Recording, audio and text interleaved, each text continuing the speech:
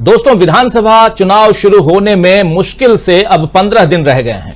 7 तारीख से वोट पड़ने की शुरुआत हो जाएगी। आप जानते हैं कि 7 तारीख को 2 राज्यों में चुनाव है। एक मिजोरम, जहां पूरे के पूरे जो 40 सीटें हैं उन पर, और दूसरा 20 सीटों के लिए छत्तीसगढ़ में। इस बार कांग्रेस एक नहीं बल्कि 5 राज्यों में अपनी जीत को लेकर आश्वस्त नजर आ रही है और कह रही है, आपने सुना होगा, राहुल गांधी लगातार पहले कह रहे थे और अभी भी कह रहे हैं कि हम 5 राज्य जीत रहे हैं। तेलंगाना, मिजोरम उसके जीते हुए राज्य नहीं थे।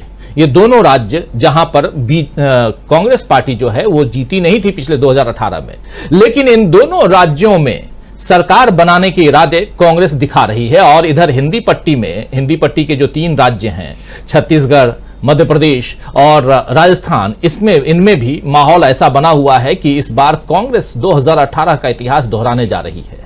वहीं कांग्रेस से उलट इस बार बीजेपी समझ ही नहीं पा रही है कि किस तरह अपनी मजबूती को जनता के सामने दिखाए। प्रधानमंत्री नरेंद्र मोदी को बार बार इन राज्यों का चक्कर लगाना पड़ रहा है। कभी वो डबल इंजन सरकार का वास्ता देते हैं तो कभी रोटी बेटी के रिश्ते की बात करते हैं। और अभी ऐसी बात क्यों कह रहा हूं, क्योंकि अभी ग्वालियर में सिंधिया स्कूल के कार्यक्रम में मोदी जी ने कहा कि ज्योतिरादित्य सिंधिया गुजरात के दामाद हैं और मोदी का ग्वालियर से रोटी बेटी का रिश्ता है। आप गौर फरमाइए कि मोदी जहां कमजोर पड़ने लगते हैं वहीं से अपना रिश्ता जोड़कर मजबूती दिखाने की कोशिश करते हैं। इस बार मध्य प्रदेश में मोदी यही कर रहे हैं। लेकिन मध्य प्रदेश हो या राजस्थान, बीजेपी का रिश्ता जनता से तो कमजोर हो ही रहा है, बल्कि अब तो बीजेपी नेताओं का अपने संगठन से भी रिश्ता नाजुक हो चुका है। ऐसा इसलिए कह रहा हूं क्योंकि उम्मीदवारों की जो लिस्ट आई है, बीजेपी के उम्मीदवारों की लिस्ट की बात कर रहा हूं, और लिस्ट आने के साथ साथ बीजेपी में जिस तरह के घमासान वाली तस्वीरें सामने आ रही हैं, उससे तो यही समझ आ रहा है कि इस बार बीजेपी के सत्ता से रिश्ते दांव पर लग गए। जिन लोगों को टिकट नहीं मिल रहा है वो तरह तरह से विरोध कर रहे हैं। कहीं मारपीट हो रही है। ये तस्वीरें आप देख रहे हैं, ये जबलपुर की तस्वीर अभी 2 दिन पहले हमने आपको दिखाई भी थी। कहीं मारपीट हो रही है, कहीं खुद को निर्दलीय उम्मीदवार के रूप में मैदान में उतरने का ऐलान किया जा रहा है, कहीं इस्तीफे दिए जा रहे हैं, तो कहीं घेराव जो है वो अपने ही पार्टी के नेताओं का घेराव भी हो रहा है। अभी मध्य प्रदेश में भाजपा के 92 प्रत्याशियों की 5वीं सूची जो जारी हुई शनिवार को, इसके बाद से टिकट के दावेदार राज्य के अलग अलग हिस्सों से बवाल काट रहे हैं। केंद्रीय मंत्री और मध्य प्रदेश में चुनाव के बीजेपी प्रभारी भूपेंद्र यादव शनिवार शाम टिकट के दावेदार और उनके समर्थकों के गुस्से का शिकार हुए थे। इसके बाद कल फिर दूसरा बड़ा हंगामा ग्वालियर में हुआ, जहां मुन्ना लाल गोयल का टिकट कटने से नाराज समर्थकों ने जयविलास पैलेस का घेराव किया। गोयल सिंधिया के साथ ही कांग्रेस छोड़कर बीजेपी में आए थे। आपको शायद याद होगा, गोयल की जगह माया सिंह को टिकट दी गई है, जिनकी उम्र 73 वर्ष है और 1.5 साल पहले उन्हें मेयर का प्रत्याशी इसलिए नहीं बनाया गया था क्योंकि उम्र ज्यादा थी उनकी, यानी उस समय वो 71.5 साल की थी। तब उनको इसलिए नहीं बनाया गया क्योंकि वो उम्र के उस पड़ाव को पार कर चुकी हैं। लेकिन अभी विधानसभा की यानी विधायकी के लिए उनकी जो उम्र है वो सामने नहीं है। खैर, यानी बीजेपी किसी को भी अपनी सुविधा से टिकट दे सकती है या काट सकती है, लेकिन अब बीजेपी नेता आलाकमान के इस रवैये को बर्दाश्त करने के मूड में नहीं दिख रहे हैं। अभी मध्य प्रदेश में 5वीं लिस्ट के बाद ग्वालियर, धार, मनावर, टीकमगढ़, होशंगाबाद, चौरई, बुरहानपुर, सतना, नागौद, रैगांव, ऐसी कम से कम 40 सीटों से बीजेपी नेताओं की नाराजगी की खबरें आई हैं। यही हाल राजस्थान का भी है। यहां पहली लिस्ट आने के साथ ही बगावत के सुर उठने लगे और दूसरी लिस्ट के बाद ये सुर और तेज हो गए हैं। जैसे मकराना विधानसभा सीट पर बीजेपी ने युवा नेता और सरपंच प्रकाश भाकर को टिकट नहीं दिया, तो यहां पर पार्टी के 4,500 कार्यकर्ताओं ने बीजेपी का दामन छोड़ दिया है। इनमें से 3,500 पन्ना प्रमुख हैं, 190 बूथ अध्यक्ष, 5 में से 4 मंडल अध्यक्ष, 17 आईटी संयोजक और 3 युवा मोर्चा के मंडल अध्यक्षों ने अपने पद से इस्तीफा दे दिया। इससे पहले राज्यवर्धन सिंह राठौर, बाबा बालकनाथ, जयराम जाटव जैसे प्रत्याशियों को बीजेपी नेताओं के विरोध का सामना करना पड़ा है। बूंदी, अलवर, चित्तौड़गढ़, उदयपुर ऐसे कम से कम 10 ऐसी जगहों से बगावत होने का अंदेशा बीजेपी को है। और इसके अलावा सांसदों को विधानसभा चुनाव में उतारना, सीएम फेस का जिक्र न करना, केंद्र की उपलब्धियों पर जनता को यकीन न दिला पाना और सबसे बढ़कर राहुल गांधी की भारत जोड़ो यात्रा, इंडिया का गठन और कांग्रेस का दमदार प्रदर्शन, ये तमाम कारण बीजेपी को कमजोर कर ही रहे हैं।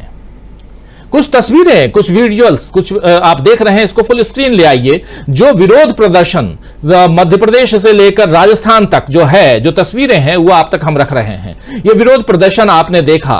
और इसके अलावा ये जबलपुर है, इसके अलावा उधर ग्वालियर में और इधर राजस्थान में अलग अलग जगहों से ये और ग्वालियर में देखिए ये सिंधिया का घेराव हो रहा है। ये तस्वीर भी आप देख रहे हैं जय विलास पैलेस के सामने। जब हजारों की हुजूम वहां थी तो यहां पर सिंधिया साहब पहुंचे। ये सफेद शर्ट में आप देख रहे हैं ये सिंधिया हैं और इनका घेराव हो रहा है। ये तस्वीरें हैं, ये छोटी मोटी तस्वीरें नहीं हैं और ये तस्वीरें बहुत कुछ कहती हैं। और ऐसी ही तस्वीरें उधर जयपुर से भी आ रही हैं, राजस्थान से भी आ रही हैं। 4,500 कार्यकर्ताओं ने और पार्टी के अधिकारियों ने अगर इस्तीफा दे दिया हो, कई कह रहे हैं कि हम पार्टी छोड़ देंगे, कई निर्दलीय लड़ने का ऐलान कर रहे हों, तो ये छोटी मोटी बात नहीं है दोस्तों। तो आइए दोस्तों, आज न्यूज पॉइंट में चर्चा करेंगे कि क्या इस बार बगावत के कारण बीजेपी का होगा खेल खराब। क्या बागी बनेंगे बीजेपी की कमजोर कड़ी? क्या कांग्रेस ने कर दिया है काम तमाम? बीजेपी के अंदर अगर घमासान है तो इस घमासान का कारण क्या है? क्या कांग्रेस ने काम तमाम कर दिया है? चलिए इन तमाम मसलों से पर्दा हटाने की कोशिश करते हैं। हमारे साथ कुछ वरिष्ठ साथी जुड़े हुए हैं, उन सबसे पहले आपका परिचय करवाता हूं। बीजेपी के अंदर घमासान का क्या असर पड़ने जा रहा है आगामी चुनाव पर, इसकी हम चर्चा करेंगे। हमारे साथ इस वक्त 6 वरिष्ठ साथी देखिए जुड़े हुए हैं। प्रोफेसर अखिल स्वामी जी हमारे साथ जुड़े हुए हैं, उधर इंदौर से, मध्य प्रदेश से हमारे साथ जुड़े हुए हैं डॉक्टर प्रकाश हिंदुस्तानी जी, और इधर संजय कुमार सिंह साहब वरिष्ठ पत्रकार दिल्ली से जुड़े हुए हैं हमारे साथ। छत्तीसगढ़ से जुड़े हुए हैं डॉक्टर दीपक पाचपोर जी, गजेंद्र इंगले जी जुड़े हुए हैं हमारे साथ सीधे रीवा से, जहां तक मैं उम्मीद कर रहा हूं जी रीवा से जुड़े हुए हैं। और एक साथी हमारे स्टूडियो में, जरा उनको भी स्क्रीन पे ले आइए, शकील अख्तर जी को, और अमलेंदु उपाध्याय जी हमारे साथ जुड़े हुए हैं। आप सबका स्वागत करता हूं, इस्तकबाल करता हूं। स्वागत इस्तकबाल आप तमाम दोस्त साथी शुभचिंतक आप सबका जो अब तक जुड़ चुके हैं, जुड़ने वाले हैं इस कार्यक्रम में। जयपुर से भी एक साथी जुड़ेंगे, ग्राउंड रिपोर्टिंग क्या कुछ कह रही है। प्रशांत टंडन जी भी लगातार बाहर घूम रहे हैं, आज वो ग्वालियर में हैं, वहां से जुड़ेंगे प्रशांत टंडन जी भी। रीवा से, रीवा सतना आपको पता होगा बघेलखंड का ये एरिया है, और वहां से जुड़े हुए हैं गजेंद्र इंगले हमारे साथ में, हमारे साथी। कहां क्या कुछ चल रहा है ग्राउंड पे, वो रिपोर्ट तो हम देंगे ही देंगे आपको, लेकिन उसके अलावा इसका विश्लेषण भी, और विश्लेषण करने के लिए इतने तमाम साथी हमारे साथ हैं। जरा सीधा आना चाहता हूं प्रोफेसर अखिल स्वामी जी आपके पास, जो कुछ बीजेपी के अंदर चल रहा है उसको लेकर और जो कुछ कांग्रेस कर रही है उसको लेकर आपकी क्या प्रतिक्रिया है? विश्व का सबसे सुंदर देश इसलिए है क्योंकि ये एक विशाल वृक्ष की तरह है, और इस विशाल वृक्ष के अंदर सारे हर तरह के प्राणी छांव पाते हैं, अपना जीवन यापन करते हैं और प्यार मोहब्बत से रहते हैं। मैं तो तुलना करता हूं भारतवर्ष की, ये ऐसा वृक्ष है जिसमें तरह तरह के पक्षी हैं। यहाँ पे अलग अलग भाषा बोलने वाले, अपनी अलग वाणी, उनकी अलग खान पान, अलग तरह का रूप रंग, लेकिन इसलिए सबसे सुंदर देश है कि विश्व का एकमात्र देश है जिसमें अलग अलग प्रकार के लोग, अलग अलग प्रकार के पक्षी कलरव करते हैं, उनकी अलग भाषा है, उनके अलग संगीत हैं और प्यार मोहब्बत से रहते हैं। ये मेरे भारतवर्ष की पहचान थी। 9 साल से राजीव जी मैंने देखा और एक शिक्षक के रूप में देखा, और इतना अफसोस हुआ जो मैंने अपने जीवन काल में कभी नहीं देखा। मैंने इस विशाल वृक्ष के अलग अलग पक्षियों को आपस में बांटते हुए और लोगों को उसमें अट्टहास करते हुए और उसमें एक प्रकार की खुशी महसूस करते हुए मैंने लोगों को देखा। तो मुझे बड़ा अफसोस होता था आज से 1.5 साल पहले कि मेरे देश को, इतने प्यारे देश को, भारतवर्ष को हो क्या गया है। 14 महीने पहले जो एक अलग जगी और जो मैंने महसूस किया, देखिए राजीव जी मैं स्पष्ट बताता हूं, हिंदी भाषी हूं, उत्तर प्रदेश का हूं, लेकिन मुझे तमिलनाडु के लोग, केरला के लोग, महाराष्ट्र के लोग, मुझे नॉर्थ ईस्ट के लोग, मुझे पंजाब के लोग, वास्तविकता में गुजरात के लोग इतने सुंदर लगते हैं। हर प्रदेश में करीब करीब मैं गया हूं, वहां की अलग अलग वेशभूषा, उनके अलग अलग सोशल कल्चरल इवेंट्स, उनके खान पान, इतना आनंद आता है जो विश्व के किसी भी कोने में जाके आपको नहीं मिलेगा। इस विविधता वाले, इस प्यार वाले देश को जिस प्रकार से तोड़ा गया और 9 साल में इसको छिन्न भिन्न कर दिया गया, 14 महीने के अंदर मैंने इस देश को देखा। तो जो आप देख रहे हैं ये तो राजीव जी होना ही था। मैं इसके आगे की बात बताता हूं जो मैं देख रहा हूं। जैसे मैं पार्क में जाता हूं सुबह टहलने, वहां सीनियर सिटीजन अंकल्स का एक ग्रुप है। मैं 14 महीने के अंदर मैं जो उनके अंदर परिवर्तन देखा है राजीव जी, आज से 3-4 महीने पहले तक वो लोग एक प्रकार से आक्रमणकारी मुद्रा में होते थे और झपट पड़ते थे, आजकल मुंह छिपाते फिरते हैं। वो पता नहीं कौन सी पगड़ी टाइप की उन्होंने खरीद ली अपने चेहरे में, वो लगा के पार्क में घूमते हैं जिससे ये लोग ये ना लोकेट कर पाए ये भक्त हैं। तो मैंने 2-3 को बुलाया, मैंने कहा यार क्या हो गया, पहले तो तुम लोग बड़े आक्रामक हुआ करते थे, ये चेहरे को क्यों ढक रखा है। कहने लगे साहब ये जो हमारे नेता हैं जो हम गलतफहमी में पड़ गए थे, इन्होंने हमारी भद्द पिटवा दी है, ये तो चुनाव हार जाएंगे, कोई बात नहीं, गुजरात चले जाएंगे, हम जो यहाँ रहते हैं पार्क में टहलते हैं हमारा क्या होगा। वास्तविकता में जो एकजुट भारत की एक मुश्त शक्ति है वो जुड़ गई है। आज के तारीख में चाहे केकी हो, चाहे कुकी हो, चाहे मैती हो, चाहे नागा हो, चाहे मिजो हो, चाहे तमिल हो, चाहे तेलुगु हो, आपकी भाषा मुझे नहीं समझ आती हो, लेकिन आप लोग मुझे इतने प्यारे लगते हैं और मेरी भाषा आपको, लेकिन हम आंखों की भाषा से बात करते हैं। इस भारतवर्ष को दोबारा जो जुड़ते हुए हिंदुस्तान देख रहा है, तो हिंदुस्तान का जो मूल आत्मा है वो जुड़ रही है। और जिन लोगों ने देश को तोड़ के टुकड़े टुकड़े गैंग की तरह काम किया है वो आज एक्सपोज हो रहे हैं, क्योंकि जनता का आक्रोश ये नेता देख रहे हैं।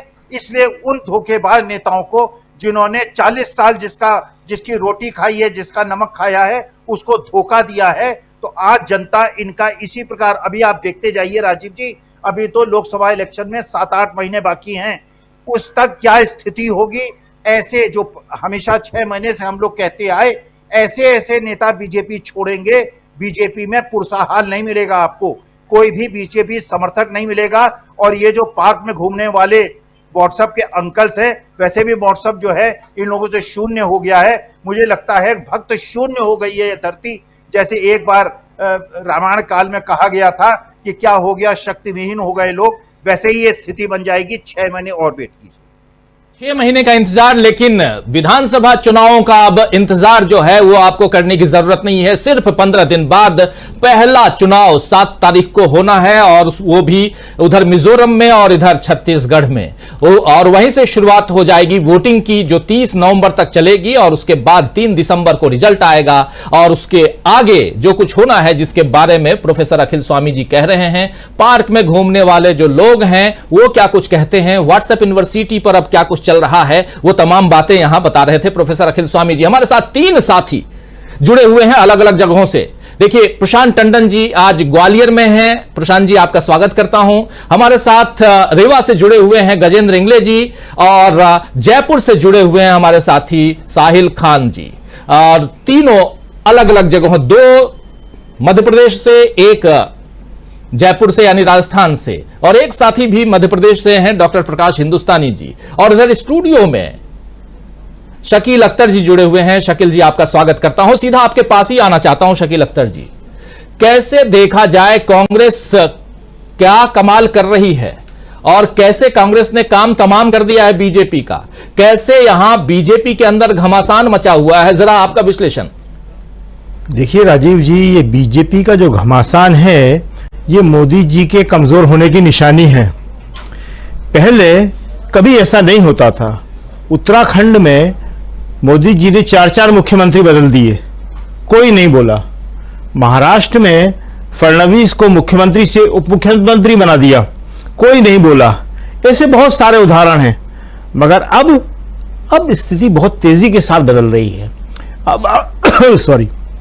अब अगर आप मध्य प्रदेश में देखें, जैसे आप जबलपुर का दृश्य दिखा रहे थे, वो बहुत ही गंभीर है और उसका बीजेपी के अंदर बहुत चर्चा है, न केवल मध्य प्रदेश में बल्कि दिल्ली तक।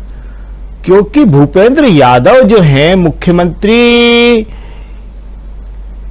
के बहुत खास माने जाते हैं शिवराज सिंह चौहान के, और उसके साथ ही प्रधानमंत्री नरेंद्र मोदी और अमित शाह जी के भी।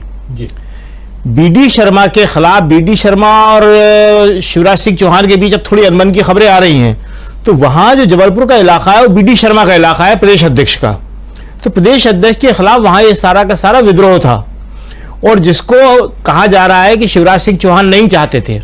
अब जैसे जैसे शिवराज सिंह चौहान कमजोर होते जा रहे हैं, तो बीडी शर्मा, वहां पे कैलाश विजयवर्गीय, यहाँ पे जो सिंधिया जी और ऐसे बहुत सारे नेता जो है शिवराज सिंह चौहान के खिलाफ काम कर रहे हैं। तो भूपेंद्र यादव के खिलाफ ये जो विद्रोह हुआ बीडी शर्मा की वजह से, इसको भाजपा ने बहुत गंभीरता से लिया है, और ये सीधा का सीधा ये माना जा रहा है कि वहां के लोग सीधे मोदी जी और अमित शाह जी को चुनौती दे रहे थे जी। आप देखिए कि स्थिति में ये बदलाव जो बता रहे थे अभी अखिल स्वामी जी, कैसे आ रहा है। अभी जो है सियाचिन में एक अग्निवीर जो है गवाते अक्षय लक्ष्मण शहीद हो गए, बहुत ही गंभीर बात है। और इसके ऊपर आज कांग्रेस ने एक प्रेस कॉन्फ्रेंस की, जो उनके रिटायर्ड कर्नल रोहित चौधरी हैं, एक्स सर्विसमैन डिपार्टमेंट के, तो उन्होंने बताया कि ये 6 महीने की ट्रेनिंग वालों को इतनी ऊंची जगह पे, इतनी ठंडी जगह पे पोस्टिंग के लिए बड़े आश्चर्य की बात है जी। के लिए पूरी तरह ट्रेंड लड़के नहीं है ये, और फौज के अंदर इन्होंने 2 भाग कर दिए हैं, एक फुल सैनिक जो पूरे ट्रेनिंग लेके आते हैं, और एक 6 महीने की ट्रेनिंग वाले। और इस तरह ये 2 लड़कों का शहीद हो जाना अग्निवीर का, तो कह रहे थे बहुत गंभीर किस्म का मामला है ये। और ये देश की फौज जो है हमारी, ये इसलिए है ताकि हम सारे लोग सुरक्षित रह सके। लेकिन जो फौज सुरक्षित नहीं होगी, और फौज के ये लड़के हैं जो इस तरह के युद्ध के लिए और इस तरह के माहौल के लिए तैयार नहीं है, ये इनको वहां लगाया जा रहा है, तो इन सबका असर जो है आज देश की जनता पर पड़ा है। आज देश की जनता समझ रही है कि ये सब हो क्या रहा है, बेरोजगारी, महंगाई, अग्निवीर के नाम से ये स्कीमें, तो इसका ही सारा असर आप जो राजस्थान की खबर बता रहे थे, मध्य प्रदेश की खबर बता रहे थे, दूसरी जगहों पे हो रहा है। तो बीजेपी के खिलाफ जो ये बगावत हो रही है वो इसी वजह से हो रही है जी। बीजेपी के खिलाफ बगावत क्यों हो रही है और उसके पीछे क्या कारण है, ये बता रहे थे अभी शकील अख्तर जी। हमारे 3 साथी सीधे ग्राउंड पे हैं। जरा पहले आना चाहता हूं गजेंद्र इंगले जी के पास में। गजेंद्र इंगले जी, सीधा आपके पास आना चाहता हूं। रीवा से आप शायद जुड़े हुए हैं, क्या कुछ अब आप महाकौशल से निकलकर बघेलखंड पहुंच चुके हैं, जरा उधर क्या कुछ चल रहा है? क्या आपने इधर मध्य प्रदेश के मध्य भाग यानी कि भोपाल से लेकर ग्वालियर, चंबल से लेकर महाकौशल होते हुए अब आप उस एरिया में पहुंच चुके हैं जहां पहले कांग्रेस काफी मजबूत रही है, लेकिन क्या आज की तारीख में भी उतनी मजबूती यहां है? जरा समझूं क्या कुछ वहां के लोग कह रहे हैं। और दूसरी सबसे बड़ी बात कि बीजेपी के अंदर खाने जो घमासान मचा हुआ है, उस घमासान का भी कोई असर दिखाई दे रहा है क्या? गजेंद्र इंगले। देखिए, मैं अपने दर्शकों को बता दूं कि विधानसभा चुनाव की तारीखों का जब से ऐलान हुआ है और उससे पहले की भी कुछ समय की बात करें तो लगभग आधे मध्य प्रदेश के काफी सारे जिले और विधानसभाओं का मैंने दौरा किया है। वहां पर जनता से भी रायशुमारी की है और वहां के जो विशेषज्ञ हैं उनसे भी हमने जानकारी ली है, और ये सब अपनी यात्रा जो है अब यहाँ पहुंच चुकी है विंध्य में। तो विंध्य एक महत्वपूर्ण क्षेत्र है। मैं आपको बता दूं कि 34 सीटें इस क्षेत्र से आती हैं, और ये 34 विधानसभा सीटें काफी निर्णायक होती हैं सरकार बनाने में। अभी हम रीवा में खड़े हुए हैं, और रीवा में भी बात करें तो 8 विधानसभा सीटें हैं, और इन 8 विधानसभा सीटों की हम बात करें तो 2018 में जरूर यहाँ पर जो है पूरी की पूरी सीटें भाजपा को मिली थी, लेकिन अभी जो हम लोगों ने गली गली मोहल्ले जाकर अलग अलग विधानसभाओं में जाकर, सिमरिया भी हम गए, गुड़ क्षेत्र में भी हम गए, काफी सारी विधानसभाएं देखी, रीवा शहर में तो हम खड़े हुए हैं। तो जो जनता से हमें मिलीजुली प्रक्रिया मिली वो तो है ही, लेकिन साथ में मैंने यहाँ पर कुछ पत्रकार साथियों को भी अपने बुलाया हुआ है, क्योंकि वो यहाँ की जमीनी हकीकत को जानते हैं, वे समझते हैं कि किस तरह की रणनीति यहाँ पर रही है। तो मैं चाहूंगा कि थोड़ा हम यहाँ के पत्रकार साथियों से जाने कि क्या रणनीति बन रही है विंध्य में इस बार, किस तरह से जो है जनता का रुख है। तो हमारे साथ उमेश तिवारी जी हैं। उमेश तिवारी जी, थोड़ा सा आगे के बताएं कि क्या स्थिति लग रही है आपको विंध्य में? विंध्य में इस बार ये कहा जाए कि बिल्कुल एक तरफा है चुनाव, क्योंकि टिकट का जो बंटवारा हुआ है वो चेहरा देख करके और जुगाड़ पे टिकट दिया गया है, न कि जमीनी कार्यकर्ताओं। और कई ऐसे चेहरे हैं जो कि वो एक बार भी चुनाव नहीं हारे और उनकी टिकट काट दी गई, सांसदों को लड़ा दिया गया है। काफी इसमें फर्क पड़ेगा। और यहाँ तक कि सीधी की बात की जाए, सीधी में केदार शुक्ला जी हैं तो उन्होंने निर्दलीय पर्चा कर दिया है। इसमें भाजपा को भुगतना पड़ेगा और नीति पाठक इसके काफी कमजोर कर रहे हैं। रीवा की बात करें तो त्योथर विधानसभा में काफी कार्यकर्ता है और टिकट के दावेदार जो हमारे वर्तमान विधायक हैं तो भी अभी ऐसी स्थिति है कि उनको बैठाया जा सकता था, पर उनकी भी टिकट काट दी गई। जो और दावेदार थे उनको टिकट काट दिया गया और ऐसे व्यक्ति को टिकट दिया गया कि जो कांग्रेस के घराने थे। और उनके जो बाबा थे श्रीनिवास तिवारी जी, वो यहाँ के भाजपा के संगठन मंत्री माथुर जी को FIR करवाया था। यहाँ तक कि पूर्व मंत्री रमाकांत तिवारी त्योथर विधानसभा से चुनाव लड़ते थे और वहाँ के काफी लोकप्रिय है, उनके ऊपर भी FIR करवाया था और उसी सीट से उनके नाती आज बने रहिए। परिचर्चा अभी जारी है। वीडियो को लाइक और शेयर कर दीजिए और चैनल को सब्सक्राइब कर लीजिए। आइए आगे सुनते हैं इस परिचर्चा। भाजपा का दामन पकड़ करके और चुनाव लड़ने जा रहे हैं, तो इसमें कहीं न कहीं भाजपा जोखिम करना पड़ेगा। और सिमरिया की बात करते हैं तो सिमरिया में काफी विवादित विधायक KP त्रिपाठी, उनकी भी टिकट जुगाड़ में रिपीट हुई है और उनका भी रास्ता आसान नहीं दिख रहा है। यहाँ पर अंदाजा लगाया जा सकता था कि कैलाश विजय जी के जो बेटे हैं तो सिर्फ एक ही बल्ला चलाया था, जिसके कारण उनका टिकट काट दिया गया।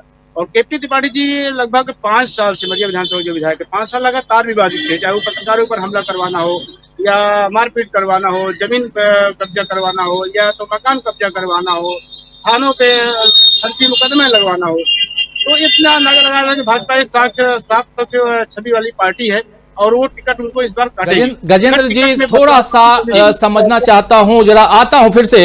गजेंद्र जी जरा एक सवाल और पूछिए कि ये जो पूरा एरिया है इस क्षेत्र का, उसमें ओवरऑल क्या स्थिति दिखाई दे रही है? ये आप जो बता रहे हैं कि जो भाजपा ने जो टिकट दिए हैं, इसके बाद ओवरऑल स्थिति क्या, 34 में से कितनी सीटें जो है वो कांग्रेस को मिलने वाली हैं और कितनी सीटों पर नुकसान होने वाला है? देखिए, रीवा में जैसे 8 विधानसभा है, 8 में 8 पिछली बार भाजपा ने चुनाव जीता था, इस बार सारी इनकी सीटें फंसी हुई है। और रीवा में बात करें तो पार्टी बेस पे चुनाव नहीं होता, समीकरण और जातिवाद पे चुनाव रीवा जिले में होता है। और ऐसे इस बार टिकट कांग्रेस ने भी चुन चुन के लोगों को दिया है कि भाजपा गिर चुकी है। अब ये आंकड़ा लगाया जा रहा है कि 4-4 का आंकड़ा आएगा, पर इसमें 4 में एक सिरमौर विधानसभा बात करें तो वहाँ पे BSP भी काफी, बहुजन समाज पार्टी भी काफी मजबूती के साथ चुनाव लड़े सारे तरह हुए और ठीक है। गजेंद्र इंगले जी दोबारा आता हूं, अभी आप बने रहिए।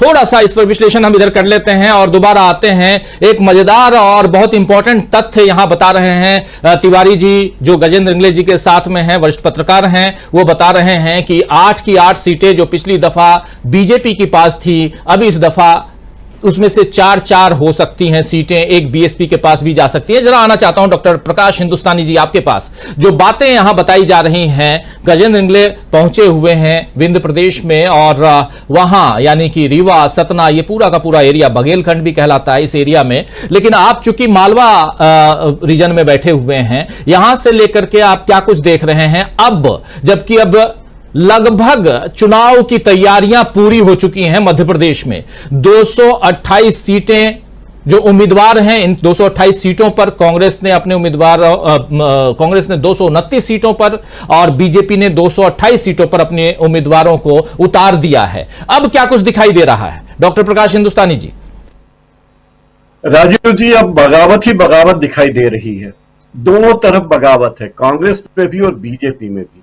और कांग्रेस में बगावत बहुत ज्यादा है। इसके 2 कारण हैं। एक तो यह कि जो बगावती कार्यकर्ता और नेता हैं कांग्रेस के, उन्हें लगता है कि इस बार कांग्रेस के जीतने की प्रबल संभावना है और अगर उन्हें टिकट नहीं मिला तो उनकी राजनीति का बड़ा नुकसान हो जाएगा। पहली बात तो उन्हें यह लगती है। दूसरी बात, कांग्रेस में नाराजगी का कारण यह लगता है कि कांग्रेस लोकतांत्रिक पार्टी है, बीजेपी की तरह एकदम तानाशाही वहां नहीं चलती कि जो आला कमान ने कह दिया वो अंतिम सत्य है। तो लोग अपने अपने हिस्से से आवाज उठाने की कोशिश करते हैं। अब आज ही खबर आई है कि बीजेपी के एक बड़े नेता थे, मध्य प्रदेश के स्वास्थ्य मंत्री थे रुस्तम सिंह, एक IPS अधिकारी हैं, रिटायर होने के बाद बीजेपी में चले गए थे। जब बीजेपी की सरकार थी, स्वास्थ्य मंत्री रहे, तो उन्होंने छोड़कर बसपा ज्वाइन कर ली है। इस तरह दल बदल की बहुत सारी खबरें आ रही है। बीजेपी के बहुत से नेता दल बदल कर चुके हैं। बीजेपी ने जितने लोगों के टिकट काटे हैं, 29 विधायकों को बीजेपी ने घर बिठा दिया है। यानी आप सोच लीजिए कि लगभग जो विधायक थे, मंत्रियों में से 3 मंत्रियों को घर बिठाया, पर जो विधायक थे उनमें से 44%, 44% एमएलए बीजेपी के थे, उन्हें टिकट नहीं मिला। तो बीजेपी रिस्क ले रही है कि उसे लगता है कि क्या करें, एंटी इनकम्बेंसी से कैसे निपटे। मंत्रियों को तो हटाने की हिम्मत कर नहीं पा रही है। 9 मंत्रियों के नाम रोके थे, लेकिन जो आखिरी सूची आई उसमें केवल 3 मंत्रियों के नाम काटे।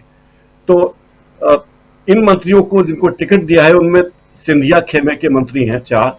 तो इसका मतलब ये कि सिंधिया की चली है, सिंधिया ने अपने लोगों को टिकट दिलवा दिया। जो नाराज बीजेपी थी उसे इससे बल मिला। अब कुछ ऐसे थे, जैसे गौरीशंकर बिसेन अपने बेटी को टिकट दिलाना चाहते थे, उसको टिकट मिल गया। कैलाश विजयवर्गीय बेटे को टिकट चाहते थे, बेटे को टिकट नहीं मिला। तो बड़ा असंतोष बीजेपी में है। लेकिन कांग्रेस में उससे ज्यादा असंतोष है, क्योंकि कांग्रेस के प्रति लोगों को लगता है कि ज्यादा उम्मीद दिखती है कि सरकार इनकी बनेगी, ऐसा लगता है। जिस पार्टी की सरकार बनने की उम्मीद न हो उस पार्टी में बगावत नहीं होती है, ये चुनाव का सीधा सा गणित है। तो जो बगावत है, बगावत जो घमासान बीजेपी में मचा है, क्योंकि बीजेपी में जो भगदड़ मची हुई है, जो पुराने नेता छोड़ छोड़कर जा रहे हैं, जिला पंचायत के पूर्व अध्यक्ष, पूर्व विधायक, पूर्व सांसद, इससे लगता अच्छा बीजेपी में इन लोगों ने जाने की शुरुआत काफी पहले कर दी थी।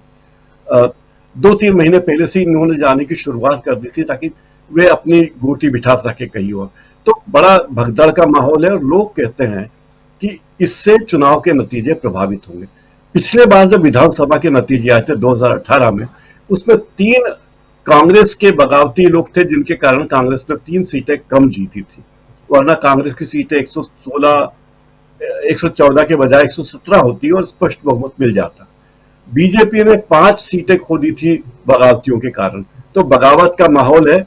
अभी जो भगदड़ मची हुई है, देखते हैं किस तरह बीजेपी और कांग्रेस भगदड़ से निपटती है।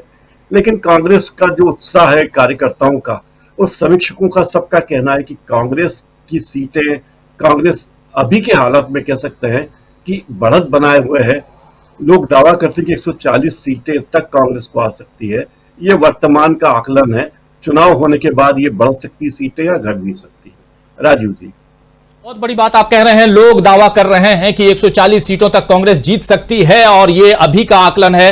हो सकता है कि चुनाव आते आते ये सीटें बढ़ सकती हैं। तो जो दावा उधर राहुल गांधी कर रहे हैं कि 150 सीटें हम जीतेंगे, 136 हम जीत कर आए कर्नाटक से, तो अब मध्य प्रदेश में 150 सीटें जीतेंगे ऐसा कह रहे हैं। तो क्या उनकी बातें जो हैं वो सही होंगी, आने वाला वक्त बताएगा। उधर ग्वालियर की बात आप कर रहे थे, अभी डॉक्टर प्रकाश हिंदुस्तानी जी ज्योतिरादित्य सिंधिया की बात कर रहे थे, और ग्वालियर से हमारे साथ जुड़े हुए हैं प्रशांत टंडन जी। जरा आपके पास आना चाहता हूं प्रशांत जी, क्या कुछ आप आज दिन भर ग्वालियर में हैं, क्या कुछ देख रहे हैं? और जैसे कहा जा रहा है कि सबसे कमजोर कड़ी अगर कोई एरिया, कोई रीजन है तो वो है ग्वालियर चंबल, और ग्वालियर चंबल की 34 सीटों में से मैक्सिमम सीटें कांग्रेस के खाते में आती हुई दिखाई दे रही हैं। हम लोग जब अभी पिछले दिनों अपना सर्वे दिखा रहे थे, ओपिनियन पोल दिखा रहे थे, तो वहां भी हम लोग देख रहे थे। आप चूंकि आज वहां हैं, ऑलरेडी ग्राउंड जीरो पे हैं, आपसे समझूं क्या कुछ आप देख रहे हैं? एक सर्वे होना और आंखों से अपनी बातें देखना और कानों से सुनना एक बहुत बड़ी बात होती है।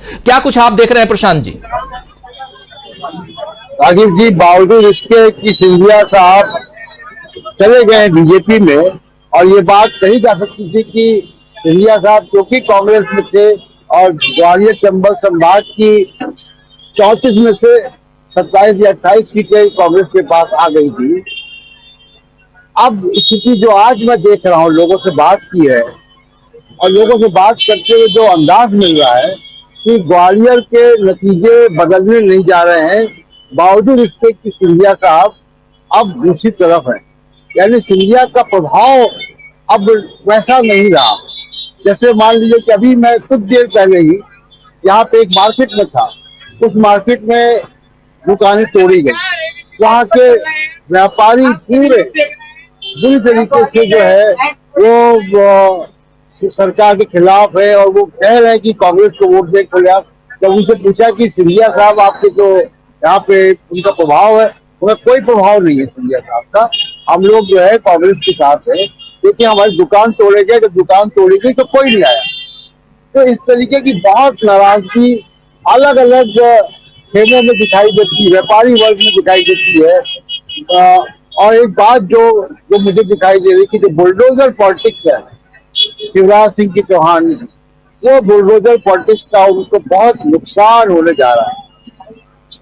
और ये नुकसान केवल मुसलमानों की तरफ से नहीं, न हिंदुओं की तरफ से भी होने जा रहा है, क्योंकि बहुत सारे लोगों की दुकानें मकान तोड़े गए और बगैर नोटिस के तोड़े गए, तो उसका एक नुकसान उनको राजनीतिक नुकसान होगा।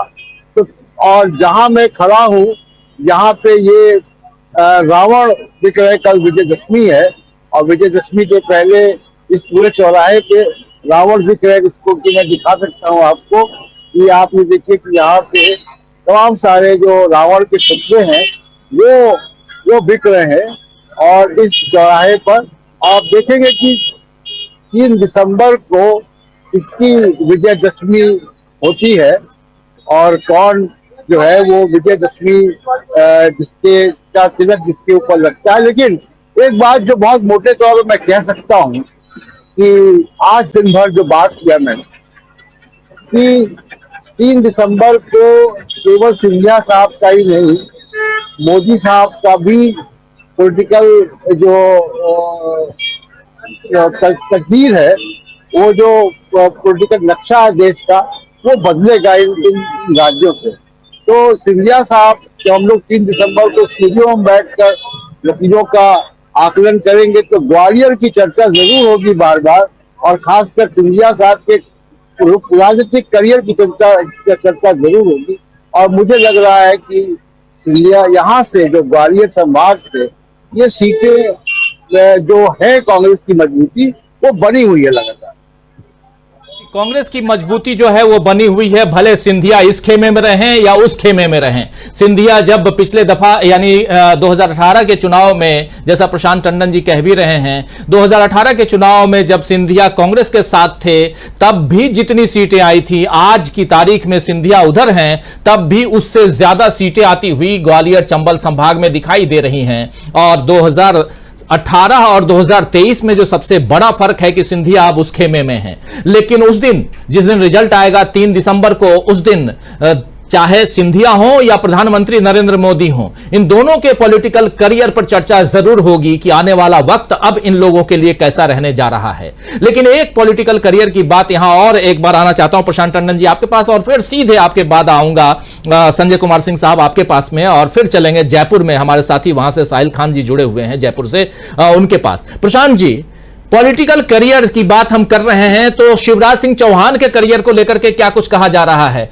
शिवराज सिंह चौहान को एक्नॉलेज तक नहीं करते हैं प्रधानमंत्री नरेंद्र मोदी, उसी मंच पे जिस मंच पे वो रहते हैं भाषण देते हैं। और वही हाल उधर वसुंधरा राजे सिंधिया का था। वसुंधरा राजे सिंधिया को भी जयपुर में टिकट दे दिया गया और उधर शिवराज सिंह चौहान को भी टिकट दे दिए, लेकिन खुलकर यह नहीं कहा जा रहा है कि शिवराज सिंह चौहान ही हमारे मुख्यमंत्री पद के उम्मीदवार हैं और उधर वसुंधरा राजे सिंधिया हैं। तो ये जो मुख्यमंत्री पद के उम्मीदवारों की घोषणा न करना, ऐलान न करना, इसका भी कोई असर है? और अगर ऐसा कुछ है तो फिर कहां दिखाई देते हैं शिवराज सिंह चौहान?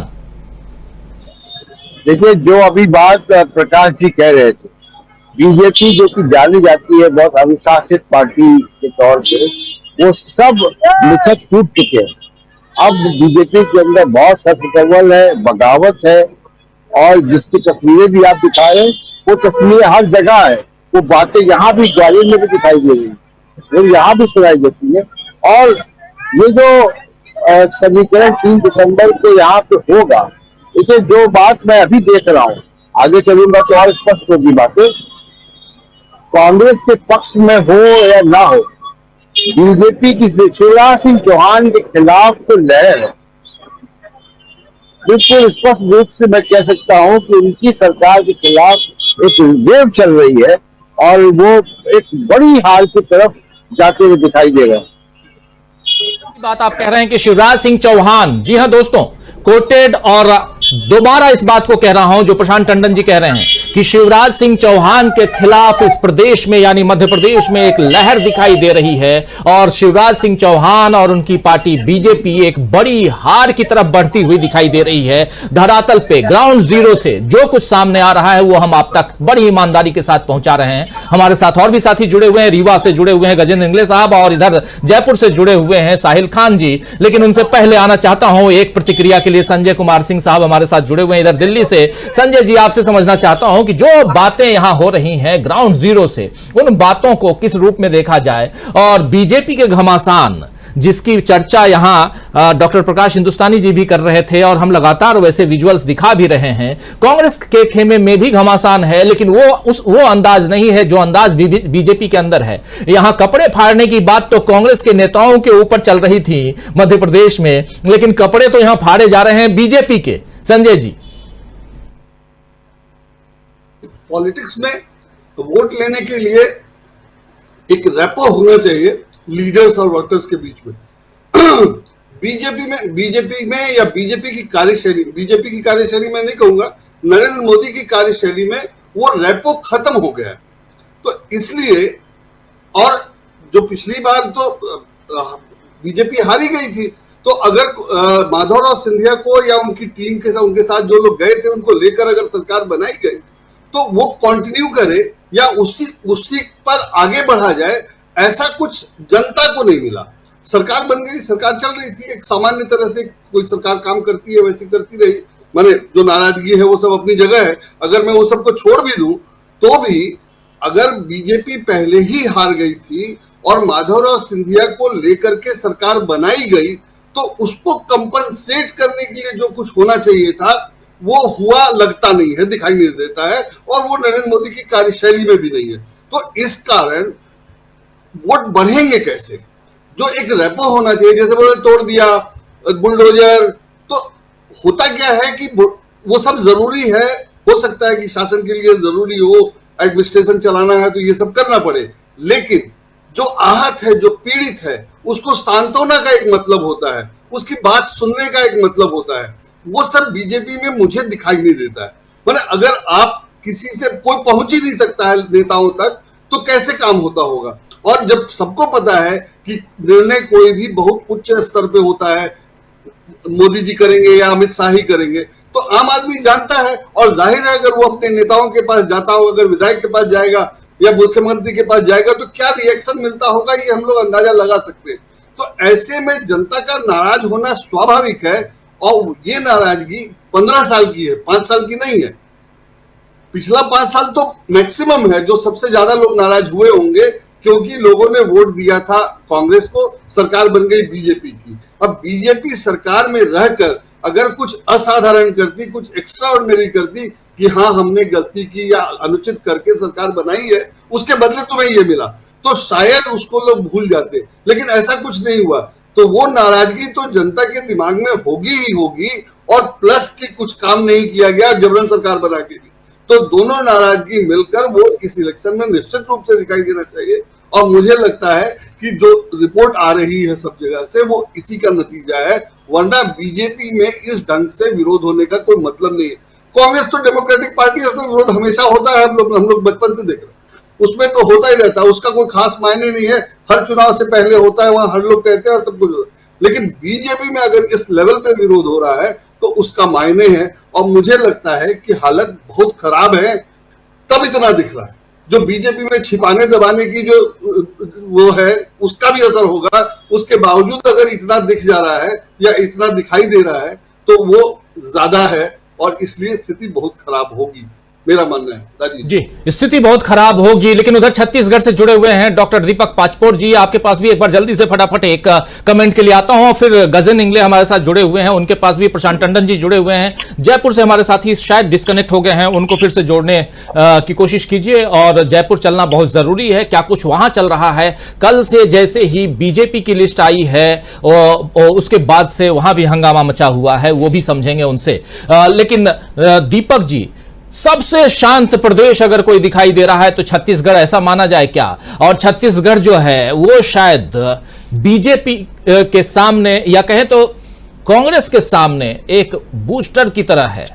आज तो भूपेश बघेल ने यहां तक कह दिया है कि जैसे हमारी सरकार बनेगी, किसानों के कर्ज माफी का जो हमारा काम चल रहा था उसको दोगुनी रफ्तार से हम आगे बढ़ाएंगे। जैसे सरकार अगली आ रही है हम किसानों के कर्ज माफ कर देंगे। ये तक आज आह्वान भूपेश बघेल ने किया है।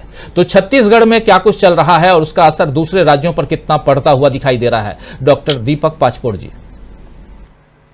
देखिए, ये आपने सही कहा कि छत्तीसगढ़ जो है अपेक्षाकृत जितना डेवलपमेंट बाकी जगह हो रहा है, उठापटक हो रही है, वैसा नहीं है। तो उसका एक कारण शायद ये हो सकता है कि कांग्रेस ने काफी पहले से एक तरह से तैयारी शुरू कर दी थी। जैसे जिस समय पिछले समय जब चुनाव हुआ था 2018 का, उसके बाद से लगातार एक भी ऐसा उपचुनाव नहीं हुआ है जिसमें कांग्रेस को हार नजर आई हो। उसके भी सारे उम्मीदवारों की घोषणा हो गई है, कुछ विधायकों के टिकट काटे भी गए हैं। निश्चित रूप से कुछ विधायकों ने जिनके टिकट काटे गए हैं उन्होंने भी मतलब एक तरह से अपना विरोध जताया है, उसको मैनेज किया जा रहा है। भारतीय जनता पार्टी में अब वैसा कोई असंतोष जैसा नजर नहीं आ रहा। जो छोटे मोटे कुछ लोगों का जो टिकट कटा था, जो था, वो सब कुछ मैनेज हो गया है। बाकी राज्यों की तरह यहाँ पर हमें उठापटक की खबरें और वैसे बगावती सुर नहीं दिखते। लेकिन दूसरी जो बात है, जो आपने बताया कि कांग्रेस इस समय जो है कुछ घोषणा पत्र में जो ला रही है, उसमें देखिए जाति जनगणना पे फिर से एक बार जो है और जोर दिया गया है, बड़ा स्पष्ट किया गया है कि हमारी सरकार अब जब आएगी तो हम जाति जनगणना कराएंगे। उसके बाद यहाँ की एक सफल योजना थी गोबर की बिक्री को लेकर, तो उनका ये भी कहना है कि इसको भी हम जो है इसका रेट बढ़ाएंगे। और तीसरा जो एक मामला है कि धान जो है उसका प्रति एकड़ की जो खरीदी है वो बढ़ाकर 20 क्विंटल तक किया जाएगा। तो निश्चित रूप से ऐसा लगता है कि जैसा पिछला परफॉर्मेंस कांग्रेस का रहा है, तो ये आने के बाद अगर सरकार बनती तो वो जो चीजें हैं वो शायद वापस जो है घोषणा पत्र जो है उसका अमल हो जाएगा। लेकिन अब इससे मजेदार बात यह है कि भारतीय जनता पार्टी कोशिश कर रही है कि इस तालाब में कुछ कंकड़ फेंक कर कोशिश करे कि कुछ हलचल हो। गौरव भाटिया जो है भारतीय जनता पार्टी के प्रवक्ता, वो रायपुर में थे। उन्होंने 2-3 बड़ी मजेदार बात कही है। यहाँ पर नक्सलियों ने एक आदिवासी भारतीय जनता पार्टी के कार्यकर्ता की हत्या कर दी। जो बोहला मानपुर का जो एरिया है, वहां पर हत्या होने के बाद उसको बड़े जबरदस्त ढंग से गौरव भाटिया ने उठाया है उसको। उन्होंने कहा कि एक आदिवासी मारा गया और जो भूपेश बघेल है वो चुप है। वो भूल जाते हैं कि वहां पर मणिपुर में इतना बड़ा कांड हो गया, पता नहीं कितने आदिवासी मर गए, उसके बारे में उनको कोई ये नहीं है। और उन्होंने बहुत मतलब नहीं होनी चाहिए, हत्या नहीं होनी चाहिए, और हम ऐसा कंपैरिजन नहीं कर सकते। और उनका कहना था कि कानून व्यवस्था की स्थिति जो है छत्तीसगढ़ में ध्वस्त हो चुकी है, और जो भूपेश बघेल है वो एक शब्द भी नहीं निकाल रहे हैं, तो लगता है कि वो गजनी हो गए हैं। वो जो है याददाश्त जो है उनकी चली गई है। तो मतलब अब कोशिश कर रही भारतीय जनता पार्टी की इन चीजों को उठाए, कुछ हलचल मचे, कुछ बात हो, लेकिन बहुत कुछ हो नहीं रहा है। तो ऐसा लगता है कि शांतिपूर्ण तरीके से ही है छत्तीसगढ़ का चुनाव जो है वो निपट जाएगा, जैसे पहले भी निपटते आए हैं।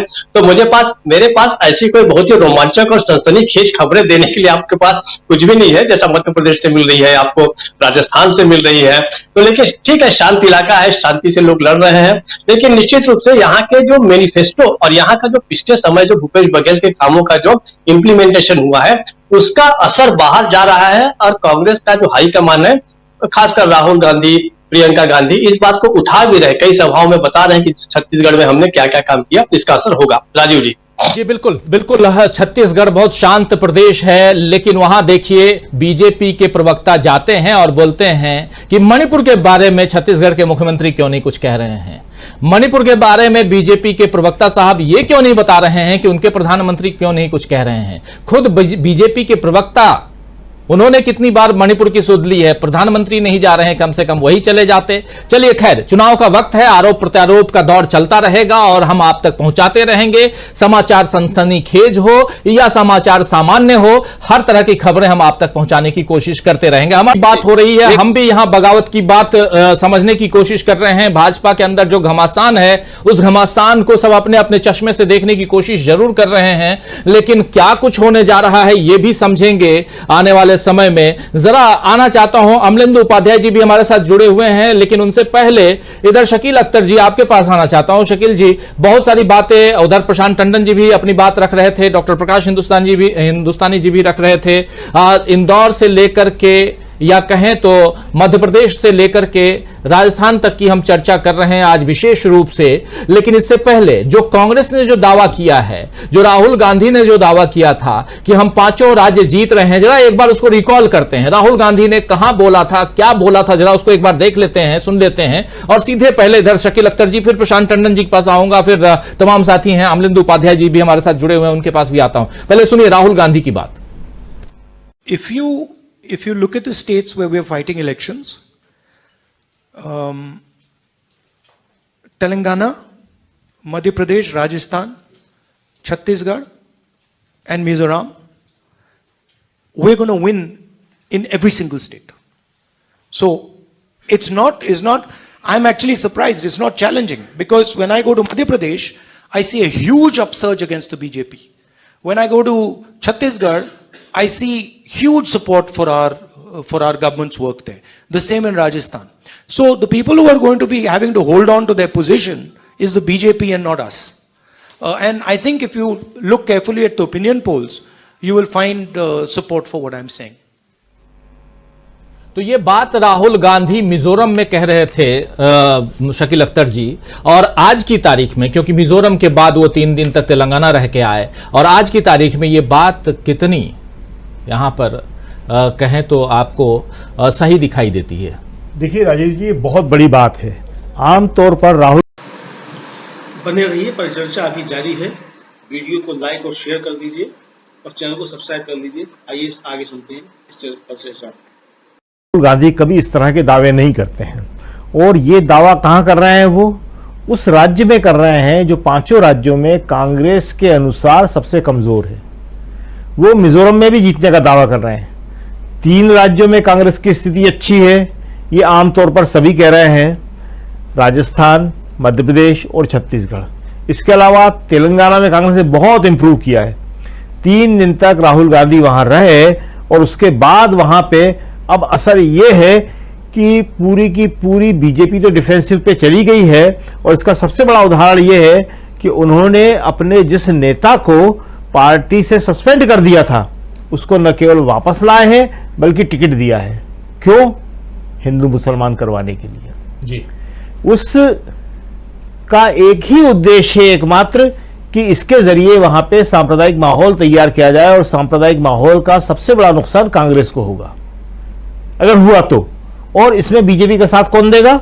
ओवैसी साहब। ये यहां से हिंदू की बात करेंगे, वो वहां से मुसलमान की बात करेंगे। लेकिन इस बार ऐसा लगता नहीं है कि ये खेल तेलंगाना में चल पाएगा। कांग्रेस वहां बहुत ही बेहतर स्थिति में है, और जितने भी लोग वहां पे जा रहे हैं या जाके आ रहे हैं, वो सब एक ही बात कह रहे हैं कि इस बार वहां कांग्रेस सरकार बनाने जा रही है। तो ये 5 राज्यों में सरकार बनाने की जो बात है, इसने पूरे देश का माहौल बदल दिया है जी। और इसका असर यह है कि अब खुद प्रधानमंत्री नरेंद्र मोदी ये कह रहे हैं कि मैं इन 5 राज्यों में चुनाव लड़ रहा हूं। कहीं पे भी किसी भी राज्य में किसी भी स्थानीय नेता को वो बढ़ावा नहीं दे रहे हैं। राजस्थान में, मध्य प्रदेश में, छत्तीसगढ़ में, तेलंगाना में वो है नहीं, लेकिन फिर भी वो दावा कर रहे हैं कि हम यह सरकार बनाएंगे। दरअसल वो वहां पे कांग्रेस को हराने के लिए हैं। वहां पे बीआरएस और ओवैसी के साथ मिलकर उनका उद्देश्य यही है कि किसी भी तरह से कांग्रेस वहां सत्ता में ना आने पाए। तो आज की तारीख में ये बहुत ही इंपॉर्टेंट है। ये बहुत दिनों बाद ऐसी स्थिति कांग्रेस के लिए आई है जब वह इतनी ज्यादा ताकत के साथ चुनाव लड़ रही है, और उसको परिणाम इतने ज्यादा अपने अनुकूल लग रहे हैं, और निश्चित ही रूप से इसका असर जो है लोकसभा के चुनावों पर पड़ेगा। छोटी मोटी जो घटनाएं हो रही हैं उनका बहुत ज्यादा महत्व नहीं है। आपने देखा कि यूपी में किस तरह से राहुल गांधी ने उस मामले को निपटा लिया। सारा का सारा मामला निपट गया। छोटी मोटी घटनाएं होंगी, उससे कोई असर पड़ने वाला नहीं है। और अब जो है स्थिति यह है कि सारा विपक्ष इस बात को समझ गया है कि अगर हम साथ रह के लड़े तो ये विधानसभाएं कांग्रेस जीतेंगी और हम सब मिलकर लोकसभा जीतेंगे। जी, ये बहुत बड़ी बात आप कह रहे हैं कि ये विधानसभा कांग्रेस जीतेगी और हम लोग अगर साथ रहे तो, और फिर लोकसभा सब मिलकर के यानी इंडिया गठबंधन जीत की तरफ बढ़ेगा। ये गठबंधन बहुत मजबूती के साथ, और पिछले दिनों आप लोग सुन भी रहे थे कि इस गठबंधन को लेकर के अखिलेश यादव और कांग्रेस पार्टी यानी समाजवादी पार्टी और कांग्रेस पार्टी के बीच थोड़ी सी अनबन खींचतान की बात चल रही थी, लेकिन इस बीच खबर आई कि एक बड़े नेता में नाम राहुल गांधी का आ रहा है कि राहुल गांधी ने या उनके किसी साथी ने फोन करके सीधे अखिलेश यादव से बात की और उसके बाद से अखिलेश यादव ने उस पूरी जो लड़ाई थी उस पर विराम लगाने की बात कही है और उसके बाद से कोई भी बयान आप वैसा नहीं सुन रहे होंगे। एक बार फिर से जरा आना चाहता हूं, जयपुर से जुड़े हुए हैं हमारे साथी, अगर साहिल खान जी मेरी आवाज आ रही है आप तक? जी राजीव जी, मुझे आपकी आवाज आ रही है। साहिल खान जी की आवाज थोड़ी क्लियर नहीं आ रही है, लेकिन फिर भी जरा आपसे समझना चाहता हूं कि क्या कुछ वहां चल रहा है। जयपुर और राजस्थान को लेकर के बहुत वापोह वाली स्थिति कही जा रही है। कोई बीजेपी की सरकार बनवा रहा है, कोई कांग्रेस की सरकार बनवा रहा है, लेकिन जो टिकटों का बंटवारा हुआ है इसके बाद बीजेपी और कांग्रेस में क्या कुछ दिखाई दे रहा है? बीजेपी में राजीव आप देखेंगे बीजेपी सरकार के अंदर बीजेपी सरकार राजस्थान के दो गुटों में बट चुकी है। एक तरफ वसुंधरा राजे का ग्रुप है और एक तरफ दिया कुमारी का। को लेकर कार्यालय के अंदर वसुंधरा गुट दिया कुमारी गुट के बीच में काफी संघर्ष है, काफी नाराजगी है। आवाज आपकी क्लियर नहीं आ रही है साहिल जी, रोकना चाहूंगा, माफी चाहूंगा, आवाज क्लियर नहीं है इसलिए। लेकिन एक बार प्रशांत टंडन जी, बहुत सारी बातें और आप जहां हैं बगल में, अभी आप थोड़ी देर पहले दिखा रहे थे कि कल रावण दहन है यानी कल विजयादशमी है और रावण के मुखौटे और रावण की मूर्तियां जो हैं वो बाजार में बहुत ज्यादा हैं, लेकिन कौन किस रावण को मारने जा रहा है धरातल पे आप हैं, ग्राउंड जीरो पे, तो ज्यादा बेहतर समझ में आएंगे कौन किसके लिए रावण है प्रशांत टंडन जी। और आज की तारीख में अगर वहां से लेकर जयपुर तक की बात करें आपसे भी, क्योंकि चूंकि आप अभी राजस्थान से मध्य प्रदेश आए हैं और कल फिर मध्य प्रदेश से राजस्थान जा रहे हैं, लंबी यात्रा आपको करनी है, उस हिसाब से भी जानना समझना चाहता हूं आपके जरिए कि मध्य प्रदेश और राजस्थान में क्या कुछ देखा जाए। मध्य प्रदेश के बारे में आप कह रहे हैं कि शिवराज सिंह चौहान और उनकी सरकार के खिलाफ यहां लहर चल रही है, लेकिन दूसरी तरफ राजस्थान में क्या कुछ देख रहे हैं? देखिए, राजस्थान में जो मैंने भरतपुर में देखा और जो मैंने धौलपुर में देखा और उस पूरी यात्रा के दौरान लोगों की बात करते हुए देखा, देखिए नतीजे कुछ भी आए, गहलोत साहब सीन में है, गहलोत साहब चुनाव की जेल है पूरी और वो बराबरी की लड़ाई में है। और सबसे बड़ी बात की देखिए, ये जो पूरा इलाका है ये माना जाता है कि कांग्रेस समर्थित इलाका है, लेकिन उसके बाद भी वहां पे कांग्रेस का समर्थन कम नहीं हुआ। यानी मुझे कोई गहलोत साहब के खिलाफ एंटी इनकम्बेंसी नहीं दिखाई दी। और खासकर ग्रामीण इलाकों में, शहरों में, बाजारों में जरूर बीजेपी की बात लोग कर रहे हैं, लेकिन ग्रामीण इलाकों में गहलोत साहब है। और एक और बहुत खास बात जो दिखाई देती है, यहाँ सचिन पायलट का नाम लेने वाला भी कोई नहीं है, तो ये एक बहुत खास बात है। जहां तक मध्य प्रदेश की बात है राजीव जी, मध्य प्रदेश में अभी थोड़ी देर पहले मैं बाजार के इलाके में था और दर्जनों लोगों से बात हुई। जो बड़े दुकानदार हैं, जो सब्जी का ठेला लगाने वाली महिलाएं हैं, सबका एक मत है और वो भले ही वो कांग्रेस की के प्रोग्राम नहीं जानते हैं, पॉलिसी नहीं जानते, लेकिन इस बार वो ये कह रहे हैं कि कांग्रेस आ रही है और कांग्रेस को हम सत्ता में लाना चाहते हैं। अब एक ये जो सबसे बड़ी जो मोदी साहब की टैक्टिकल फेलियर हुआ है बीजेपी का सेंट्रल लेवल से, जिसकी चर्चा आप कर रहे हैं कि जो क्षेत्रीय नेता है उनको किनारे किया गया है और पैराशूट से कुछ नेता उतारे गए हैं। तीसरी महत्वपूर्ण बात की बीजेपी अभी भी हिंदू मुस्लिम फैक्टर पे भरोसा कर रही है। जिस तरीके के टिकट दिए गए तेलंगाना में, उससे फिर एक बार साबित होता है कि जो इस तरीके की इमेज वाले नेता हैं, जो हिंदू मुसलमान वाले के ध्रुवीकरण वाले नेता हैं, उनको टिकट दिया गया। मुझे लगता है कि ये जनता इसमें इस बार हिंदू मुसलमान वाले खेल में है नहीं, लोग इसके आगे निकल गए और नाराजगी बहुत ज्यादा है। तो मुझे लगता है कि ये जो मेंबर ऑफ पार्लियामेंट को, एमपीज को और मिनिस्टर्स को जो कैडर बनाया गया है, तो जो स्थिति अभी मध्य प्रदेश में देखी जा रही है अनुशासनहीनता की बीजेपी के अंदर, ये केंद्रीय स्तर पर दिखाई देगी जब ये मेंबर ऑफ पार्लियामेंट चुनाव हार के पहुंचेंगे। ये बहुत बड़ी बात आप कह रहे हैं कि केंद्रीय स्तर पे, यानी कि दिल्ली की कुर्सी के लिए जब लड़ाई होगी तो ये जो लड़ाई उधर अंदर खाने जो क्षेत्रीय स्तर पे है वो आपको ऊपर तक दिखाई देगी। बहुत बड़ी बात यहां आप बता रहे हैं। एक बार प्रोफेसर अखिल स्वामी जी आपके पास जरा आना चाहता हूं। बहुत सारी बातें आप सुन रहे हैं, क्या आपके जहन में आ रहा है 5 राज्यों का चुनाव, राहुल गांधी कह रहे हैं कि 5 राज्य हम जीत रहे हैं। राहुल गांधी 2 गैर हिंदी भाषी क्षेत्रों में जाकर, राज्यों में जाकर वहां भी ताल ठोक रहे हैं, और इधर 3 हिंदी भाषी जो क्षेत्र हैं, राज्य हैं, वहां के चुनाव की हम समीक्षा कर रहे हैं और तीनों जगह से हमारे साथी मौजूद हैं। जरा समझूं क्या कुछ आपके जहन में आ रहा है। क्या आप इस चुनाव को, जबकि 15 दिन बाद पहली वोटिंग होनी है, वहां से पहले आज 15 दिन पहले कहां देख रहे हैं आप? मध्य प्रदेश को लेकर के और राजस्थान को लेकर के बहुत सारी बातें हो रही हैं। छत्तीसगढ़ को लेकर सारे कह रहे हैं, आश्वस्त हैं कि चुनाव कांग्रेस जीत रही है, भूपेश बघेल रिपीट कर रहे हैं। लेकिन अशोक गहलोत रिपीट करेंगे कि नहीं रिपीट करेंगे, और उधर कमलनाथ की सरकार बनेगी कि नहीं बनेगी, इसको लेकर अलग अलग आप देख रहे होंगे कि चर्चाएं चल रही हैं, सर्वे आ रहे हैं। अब वैसे में आप क्या कुछ देख रहे हैं, आपके पास क्या खबरें हैं, हमारे तमाम साथियों के विश्लेषण के आधार पे आप क्या कुछ मान रहे हैं? देखिए राजीव जी, सबसे पहले तो मैं ये कहना चाहता हूं, जो प्रशांत जी ने कहा और आपने कहा, विजयादशमी में रावण दहन होगा। केवल रावण दहन नहीं होगा, मेघनाथ दहन भी होगा और कुंभकर्ण दहन भी होगा।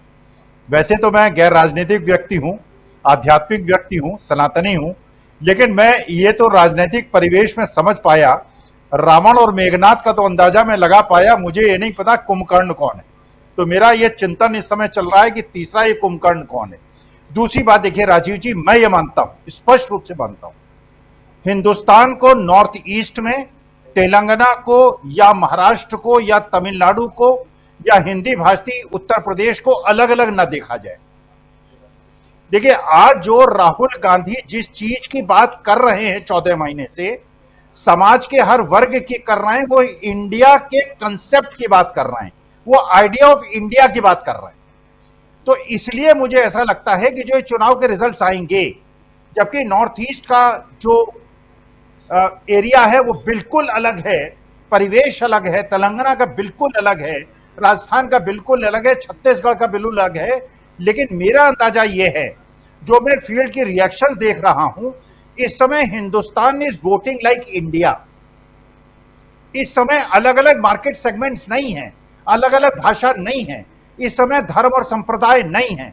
इस समय भारत 142 करोड़, आप कहीं से सैंपल उठा लीजिए, आप हिंदुस्तान के किसी कोने से जो सबसे स्ट्रॉन्ग एरिया समझते हैं वहां से भी अगर सैंपल उठा लेंगे, क्योंकि हिंदुस्तान की जनता, चाहे वो हिंदू हो, मुसलमान हो, सिख हो, ईसाई हो, अम्बेडकराइट हो, बौद्ध हो, किसी धर्म और संप्रदाय की हो, जाति की हो, आदिवासी हो, दलित हो, ब्राह्मण हो, ठाकुर हो, आज वो सोच रही है आइडिया ऑफ इंडिया की बात करनी है या इंडिया को तोड़ने वालों की बात करनी है।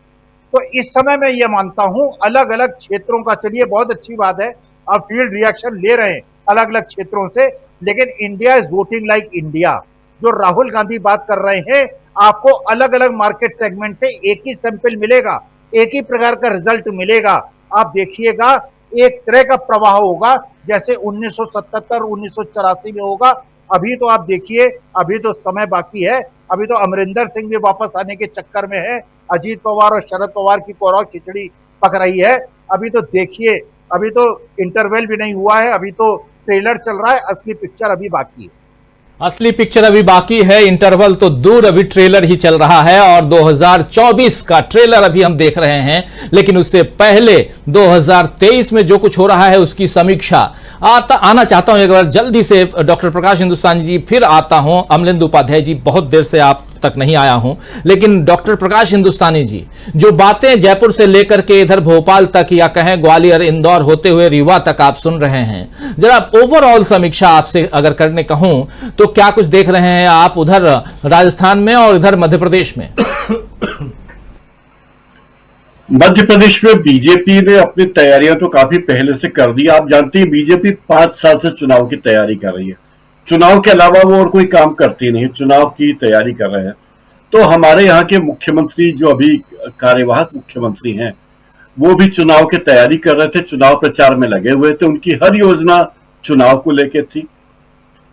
अब लोग ये कह रहे हैं कि अब उन योजनाओं की पोल पट्टी खुलती नजर आ रही है। उन्होंने जिन योजनाओं की बात कही थी, कहा था प्रदेश में 25 मेडिकल कॉलेज हो गए, लेकिन कितने मेडिकल कॉलेज हैं लोगों को पता नहीं। उन्होंने जिन सड़कों की घोषणा की थी, वो सड़कें कहाँ हैं, लोग पूछ रहे हैं कहाँ हैं अभी सड़कें। जो योजनाएं उन्होंने घोषित की थी, वे योजनाएं जमीन पर उतरी नहीं है। और अब लोगों को मौका मिला है जवाब देने का। मतदाता के पास मौका आया है कि वो जवाब देगा कि आपने हमें 5 साल तक जो बातें कही, उसमें कितना आपने काम किया। अब हमारा फैसला सुनिए। कांग्रेस को लगता है कि कांग्रेस ने, ज्योतिरादित्य सिंधिया ने पिछली बार जो गलती की थी, उससे कांग्रेस के प्रति लोगों के मन में सहानुभूति की भावना है। जो लोग दल बदल करके गए थे, उन्हें भी लोग सबक सिखाना चाहते हैं। कुछ दल बदलों को टिकट दिए हैं बीजेपी ने, उन्हें भी इस चुनाव में भारी चुनौती का सामना करना पड़ेगा। ये सब बातें खुलकर आ रही। एक बात को लेकर हर व्यक्ति मुतमईन है कि इस चुनाव में 2 चीजें बहुत मायने रखती है। एक तो जिन लोगों ने दल बदल किया है, वे दल बदलू बहुत सारी पार्टियों का खेल बिगाड़ेंगे। और दूसरा, जो बगावती उम्मीदवार खड़े हैं छोटे छोटे पार्टियों के, यहां वहां के, वे भी अपेक्षित नतीजों को प्रभावित करेंगे।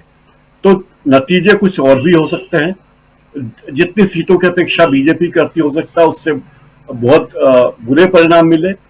कांग्रेस के बारे में भी ये कि कांग्रेस भले ही एक मत हो, एकजुट नजर आ रही हो, और अभी कांग्रेस में टिकट न मिलने से लोगों में नाराजगी हो, लेकिन धीरे धीरे कांग्रेस के नेताओं ने कहा उन्हें समझा लेंगे।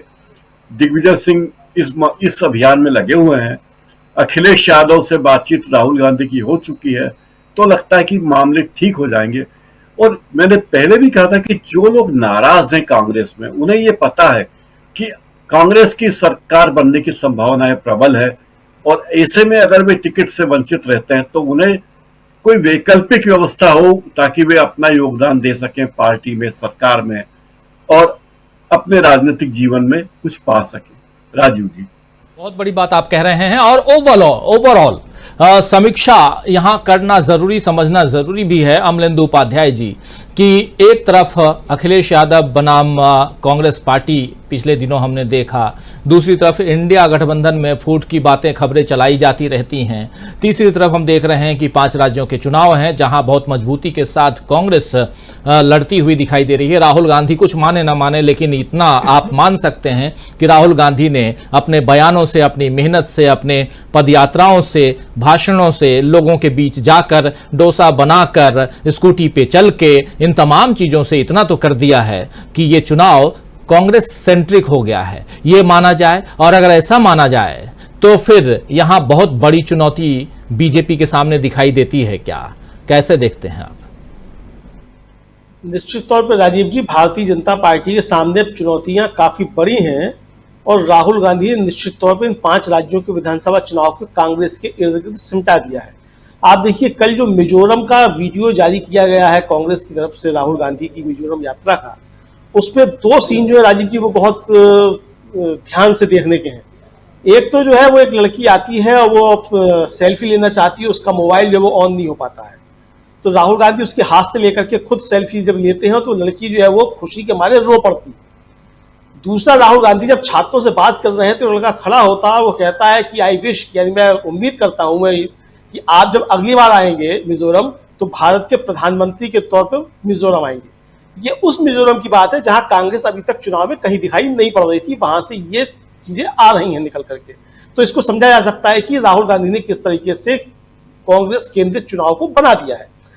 दूसरा जो बड़ी बात है राजीव जी, ये कि आपको हिमाचल प्रदेश के चुनाव का याद होगा कि हिमाचल प्रदेश का जब चुनाव हुआ था तो जेपी नड्डा जी राष्ट्रीय अध्यक्ष थे, और उनकी बातें जो था वहां कोई नहीं सुन रहा था हिमाचल प्रदेश में भारतीय जनता पार्टी की। यही स्थिति राजस्थान और मध्य प्रदेश में भारतीय जनता पार्टी के प्रदेश अध्यक्षों की हो रही है। भारतीय जनता पार्टी के मध्य प्रदेश के प्रदेश अध्यक्ष के खिलाफ नारेबाजी हो रही है जबलपुर में खूब जो उनका गढ़ कहा जाता है एक तरीके से, उन्हीं के उसमें उनके खिलाफ हो रही है और केंद्रीय मंत्री के साथ झूमा झटकी हो रही है। उधर जो राजस्थान के बीजेपी के प्रदेश अध्यक्ष हैं, उनके खुद के घर में चित्तौड़गढ़ में जबरदस्त तरीके से उनका विरोध हो रहा है और वहां जो भेजे गए हैं नरपत सिंह राजवी साहब, वो कह रहे हैं कि ये कहाँ ओखली में सिर दे दिया, जहां से जीत सकते थे वहां तो भेज दिया दिया कुमारी को और यहाँ जो है ओखली में सिर दे दिया मेरा। तो अब नरपत सिंह राजवी साहब को भी निपटा दिया भारतीय जनता पार्टी ने, मोदी जी ने, और सीपी जोशी जो वहां के प्रदेश अध्यक्ष हैं उनको भी निपटा दिया और दिया कुमारी को भी निपटा दिया। तो यानी ये जो जिनको निपटाया जा रहा है, राजीव जी जो प्रशांत जी कह रहे थे, मैं उसी बात को आगे कहता हूं कि ऐसा भी हो सकता है कि इन विधानसभा चुनाव के बाद ये जितने केंद्रीय मंत्री और सांसद खड़े किए गए हैं, यही मोदी जी के खिलाफ बगावत का झंडा लेकर के खड़े हों कि आपने जो करना था वो आपने सोची समझी साजिश के साथ हमारे साथ किया, हमारा ये कैरियर चौपट कर दिया, तो हम चौपट आपका भी कैरियर करेंगे। तो ये भी जो है यहाँ से चीजें हो सकती हैं। दूसरा, राजस्थान में राजीव जी अशोक गहलोत की जादूगरी जिस तरीके से चल रही है, आप देखिए आज अशोक गहलोत पहुंचे जोधपुर अपनी जहां से सरदार प्रसाद सीट जहां से वो है वहां, अब वहां जाती उन्होंने जो बात कही राजीव जी उसके मतलब निकाली। आप देखिए पूरे राजस्थान में संदेश क्या गया है। अशोक गहलोत ने कहा कि मेरी जिसने अच्छाई कर दी उसकी भारतीय जनता पार्टी ने नुकसान कर दिया। वसुंधरा राजे सिंधिया को मेरी वजह से नुकसान उठाना पड़ा। जी ने मेरी तारीफ कर दी जो वहां की जिनका टिकट काटा गया, कौन सी व्यास है, स्वर्णकांता व्यास जो वहां से एमएलए थी, उनका कि उन्होंने मेरी योजनाओं की तारीफ कर दी तो सूर्यकांता व्यास, हाँ सूर्यकांता व्यास, तो उनको जो है वो नुकसान उठाना पड़ा। यानी वहां से अशोक गहलोत ने संदेश दे दिया कि भारतीय जनता पार्टी में जो लोग विद्रोह कर रहे हैं उनके लिए कांग्रेस का रास्ता खुला हुआ है, आप इधर आकर के समर्थन कीजिए। अब भारतीय जनता पार्टी गहलोत की जादूगरी से कैसे निपटेगी ये मोदी जी जाने। जब आप खुद कह के आ रहे हैं कि आपकी योजनाएं भी चलाई जाएंगी अशोक गहलोत की, जब अशोक गहलोत की योजनाएं भी चलाई जाएंगी और अशोक गहलोत की तारीफ करने वाले भारतीय जनता पार्टी के अंदर मौजूद है, तो भारतीय जनता पार्टी लड़े किससे रही राजस्थान में? तो मुझे लगता है कि ये सारी चीजें जिस तरीके से चल रही हैं वो कुल मिलाकर के भारतीय जनता पार्टी के लिए नुकसान पहुंचाने वाली है, कहीं से फायदा पहुंचाने वाली नहीं है। 3 दिसंबर को जब चुनाव के परिणाम आएंगे तो बहुत सी चीजों पे बात की जाएगी। संजय जी, क्या इस 3 दिसंबर को जो चुनाव के रिजल्ट आएंगे उसका असर 2024 पर भी देखते हैं आप? ये सवाल इसलिए कर रहा हूं क्योंकि 2018 में भी ऐसे ही 3 राज्यों में कांग्रेस की जीत हुई थी, जिसमें मध्य प्रदेश भी था। मध्य प्रदेश, छत्तीसगढ़ और राजस्थान तीनों हिंदी पट्टी कांग्रेस जीत गई थी, लेकिन 2019 में स्थिति बिल्कुल दूसरी थी। लेकिन 2023 में जो रिजल्ट अगर सपोज मान ले कि तीनों राज्यों में फिर से कांग्रेस जीत जाती है, मैं तीनों हिंदी पट्टी की ही बात कर रहा हूं, मिजोरम और तेलंगाना की बात अभी नहीं कर रहा हूं, चलिए वो भी अगर जीत लेती है, उसका असर 2024 पर कितना पड़ता हुआ, कैसे पड़ता हुआ देखते हैं आप? निश्चित रूप से पड़ना चाहिए, क्योंकि बीजेपी के काम के आधार पर ही वो वोट पड़ेंगे और जो रिजल्ट होगा वो उसी का होना चाहिए। और मेरा मानना है कि बीजेपी के नेगेटिव वोट पर्याप्त हैं बीजेपी को हराने के लिए, और बीजेपी को सपोर्ट करने वाले लोग भी अब सपोर्ट नहीं कर पा रहे हैं और निजी तौर पे वो नाराज होंगे, दुखी होंगे, वो सब अपनी जगह है। तो संगठन के लिए कोई संगठन का विरोध ना करे, समर्थन कर दे वगैरह वगैरह, ये सब हो सकता है। उसके बावजूद आम आदमी बीजेपी को सपोर्ट करेगा, इसके कोई कारण नहीं है और इसलिए मुझे लगता नहीं है कि बीजेपी जीत रही है, नंबर 1। और नंबर 2, अगर हम केंद्रीय चुनाव की बात करें, लोकसभा चुनाव की बात करें, तो 2019 हम सब लोग जानते हैं पुलवामा का काफी असर हुआ था और अब जो है पुलवामा जैसा कुछ हो पाएगा इसकी उम्मीद कम है। और दूसरे, अगर कुछ हो भी गया तो जनता उस तरह से झांसे में आ जाएगी, इसकी संभावना तो बिल्कुल नहीं। तो दोनों बातें हैं, इसलिए मुझे लगता है कि जो जनता की नाराजगी है वो जनता ने 5 साल देखा था और 5 साल और दे दिया।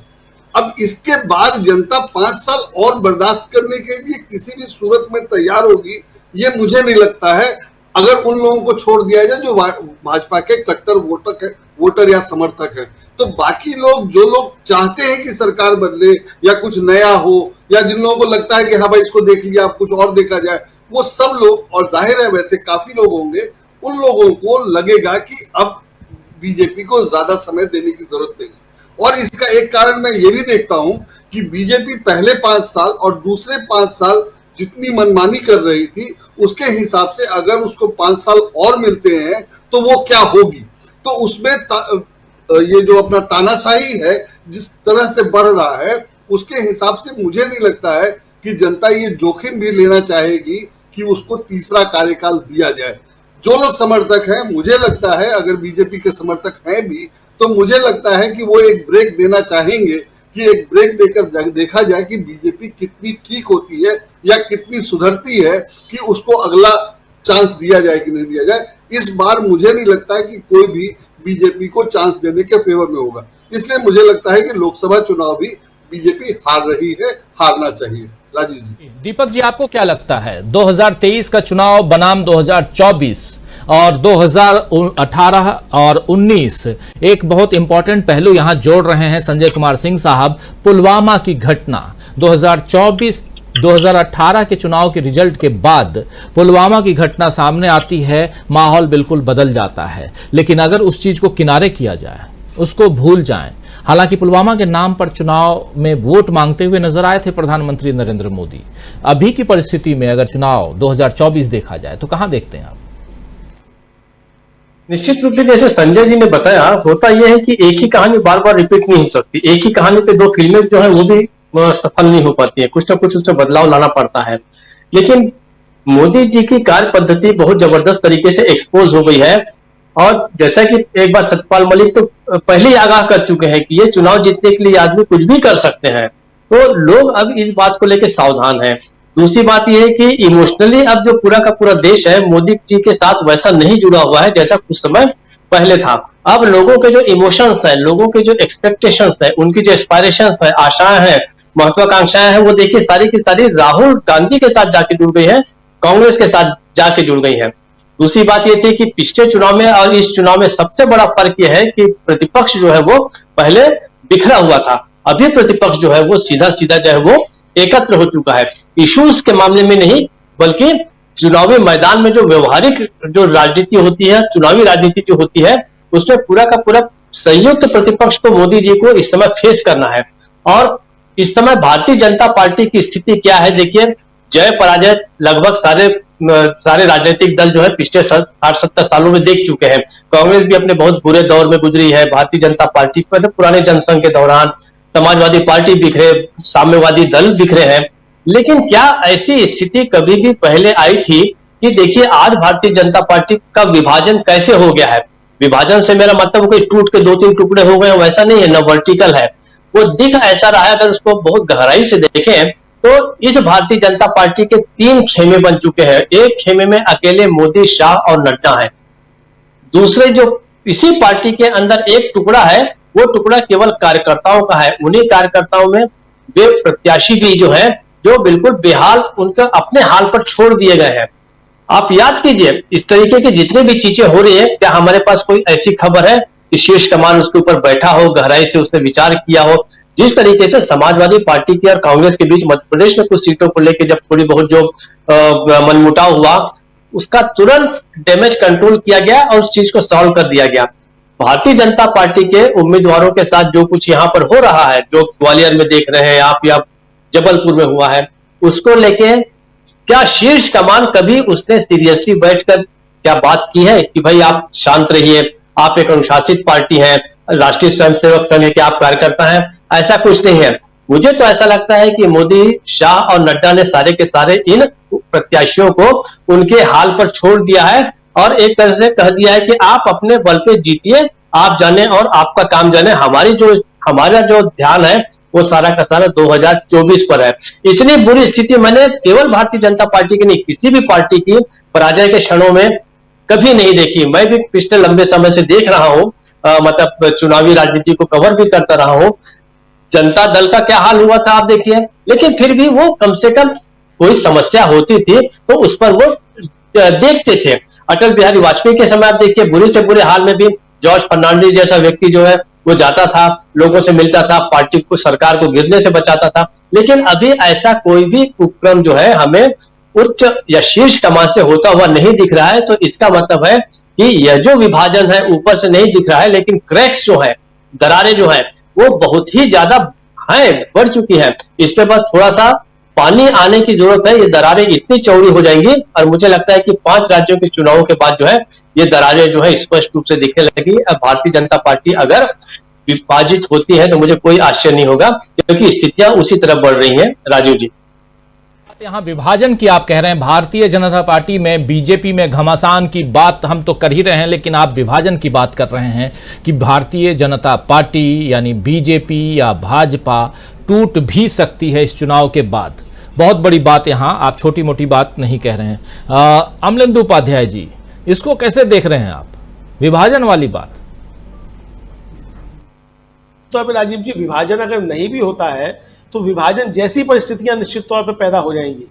मतलब या तो अगर मोदी जी अड़ जाते हैं कि नहीं सब कुछ मेरे ही भरोसे चलना है, सब कुछ मुझे ही करना है, तो फिर विभाजन की परिस्थितियां पैदा हो सकती हैं। और अगर मोदी जी नहीं झुकते हैं या मोदी जी झुकना पड़ेगा, दो में से एक चीज जरूर होगी। मतलब कुल मिलाकर के जो परिस्थितियां भारतीय जनता पार्टी के अंदर पैदा होने जा रही है राजीव जी, वो मोदी जी और शाह जी के लिए अच्छी नहीं है कुल मिलाकर के। क्योंकि देखिए, भारतीय जनता पार्टी का जो असली कार्यकर्ता है वो भी चाहता है कि पार्टी अच्छी रहे, पार्टी जिंदा रहे। लेकिन मोदी जी और शाह जी ने भारतीय जनता पार्टी को जिस रास्ते पे ले जाकर खड़ा कर दिया है, वो रास्ता भारतीय जनता पार्टी के लिए मुफीद नहीं है। वो मोदी जी के लिए, शाह जी के लिए मुफीद हो सकता है। पार्टी को जिस तरीके से उन्होंने कॉर्पोरेट कंपनी में बदल दिया है और जिसके केवल दो ही जो है एमडी और सीएमडी हैं और तीसरा कोई वहां है ही नहीं, बाकी सब कर्मचारी है, तो जिस तरीके से बदला है तो मुझे लगता है कि वो सच्चे स्वयंसेवक है भारतीय जनता पार्टी के, वो इस चीज को भी स्वीकार नहीं करेंगे। और आरएसएस के अंदर भी इस बात को लेकर के कुछ ना कुछ मंथन होगा कि ये जो एक राजनीतिक दल बनाया था, उसने अपना मुखौटा तैयार किया था आरएसएस ने, वो किस तरीके से जाकर के कॉर्पोरेट कंपनी में बदल गया, जिसके एमडी और सीएमडी जो है दो लोग हो गए और पूरा कब्जा उन्होंने पार्टी ऊपर कर लिया है। तो मुझे लगता है कि मोदी जी और अमित शाह जी के चंगुल से पार्टी को बचाने के लिए आरएसएस भी जो कुछ कर सकता है, और जिन नेताओं को आज बली का बकरा बनाया जा रहा है, वो भी मोदी जी और अमित शाह जी के खिलाफ खड़े हो सकते हैं। तो बहुत सी चीजें जो है ये परिवर्तित हो सकती हैं। तो ये विभाजन जैसी परिस्थितियां भी निश्चित तौर पे बन सकती हैं। तो भारतीय जनता पार्टी के कहा जाए कि अच्छे दिन जो है वो अब यहीं तक है, कुल मिलाकर के दिसंबर 3 तक जो है ये मुझे आप ये समझ सकते हैं। तो अब क्या होगा आगे, 3 दिसंबर के बाद बहुत सी चीजें बदलेंगी, लेकिन जो अभी दिख रहा है इन 5 राज्यों के चुनाव के मद्देनजर, वो यही दिख रहा है कि भारतीय जनता पार्टी में खासतौर से जो वहाँ के सीएमडी और एमडी हैं, उनके लिए दिन अच्छे जो है वो पूरे होने लगे जी, पूरे हो गए हैं उनके लिए दिन, या पूरे हो रहे हैं। डॉक्टर प्रकाश हिंदुस्तानी जी, इस पर आपकी प्रतिक्रिया भी चाहूंगा कि कैसे देख रहे हैं। हम लोग चर्चा भाजपा के अंदर घमासान की कर रहे हैं, लेकिन उसके साथ साथ 2023 के इस चुनाव के बाद परिस्थितियां बदलती हुई भी दिखाई दे रही हैं, उस पर भी चर्चा कर रहे हैं। आप इसको कैसे देखते हैं? राजीव जी, कल विजयादशमी है और कल बीजेपी के नेताओं के लिए एक मार्गदर्शक सिद्धांत जारी करेंगे आरएसएस के प्रमुख, जैसा कि हर दशहरे को करते हैं। नागपुर में बड़ी रैली होगी। और बीजेपी में जहां तक है, मुझे लगता है बीजेपी बटी हुई है, बट चुकी है। आप 2-3 नेताओं को छोड़ दें तो कोई भी। बने रहिए, परिचर्चा अभी जारी है। वीडियो को लाइक और शेयर कर दीजिए और चैनल को सब्सक्राइब कर लीजिए। आइए आगे सुनते हैं इस परिचर्चा।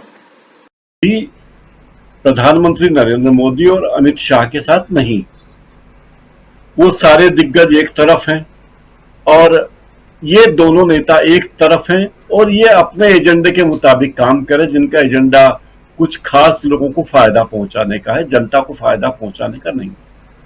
तो लोग अब इनसे क्या कहना चाहिए, इनकी असलियत जान चुके हैं कि किस तरह ये बड़े नेता लोगों को धोखे में रखते हैं, उन्हें मिसगाइड करते हैं। तो लोग इस बात को समझ चुके हैं।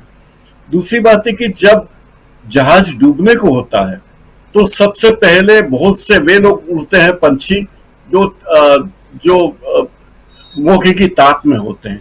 चूहे सबसे पहले कूदते हैं। तो आप पाएंगे कि जैसे ही सत्ता हाथ से जाएगी तो बहुत तेरे लोग एकदम बीजेपी के साथ छोड़ देंगे। वे जो उद्योगपति हैं, व्यापारी हैं, लेकिन बीजेपी के नेता और कार्यकर्ता बनकर बीजेपी में शामिल हैं, तो वे सब छोड़ देंगे। तो मुझे लगता है कि नरेंद्र मोदी और शाह अभी भी पार्टी में अकेले ही हैं, लेकिन उनका ये अकेलापन और भी बढ़ने वाला है।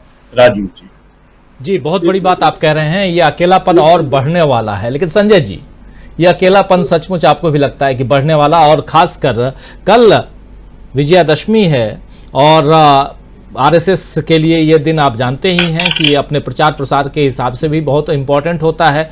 और वहाँ आज की तारीख में एक बात और देख रहे हैं कि चुनाव भी है 5 राज्यों के, साधने की कोशिश वोटर्स को इन 5 राज्यों में आरएसएस के जरिए बीजेपी जरूर करेगी। और वैसे में ये जो 5 राज्यों के चुनाव हैं ये कितना इंपॉर्टेंट हो जाते हैं सत्ता पक्ष के लिए नहीं, मतलब इंडिया गठबंधन के हिसाब से मैं बात कर रहा हूं, बीजेपी के लिए नहीं, बल्कि बीजेपी तो जुगत में है ही, इंडिया गठबंधन के लिए ये कितना इंपॉर्टेंट हो जाता है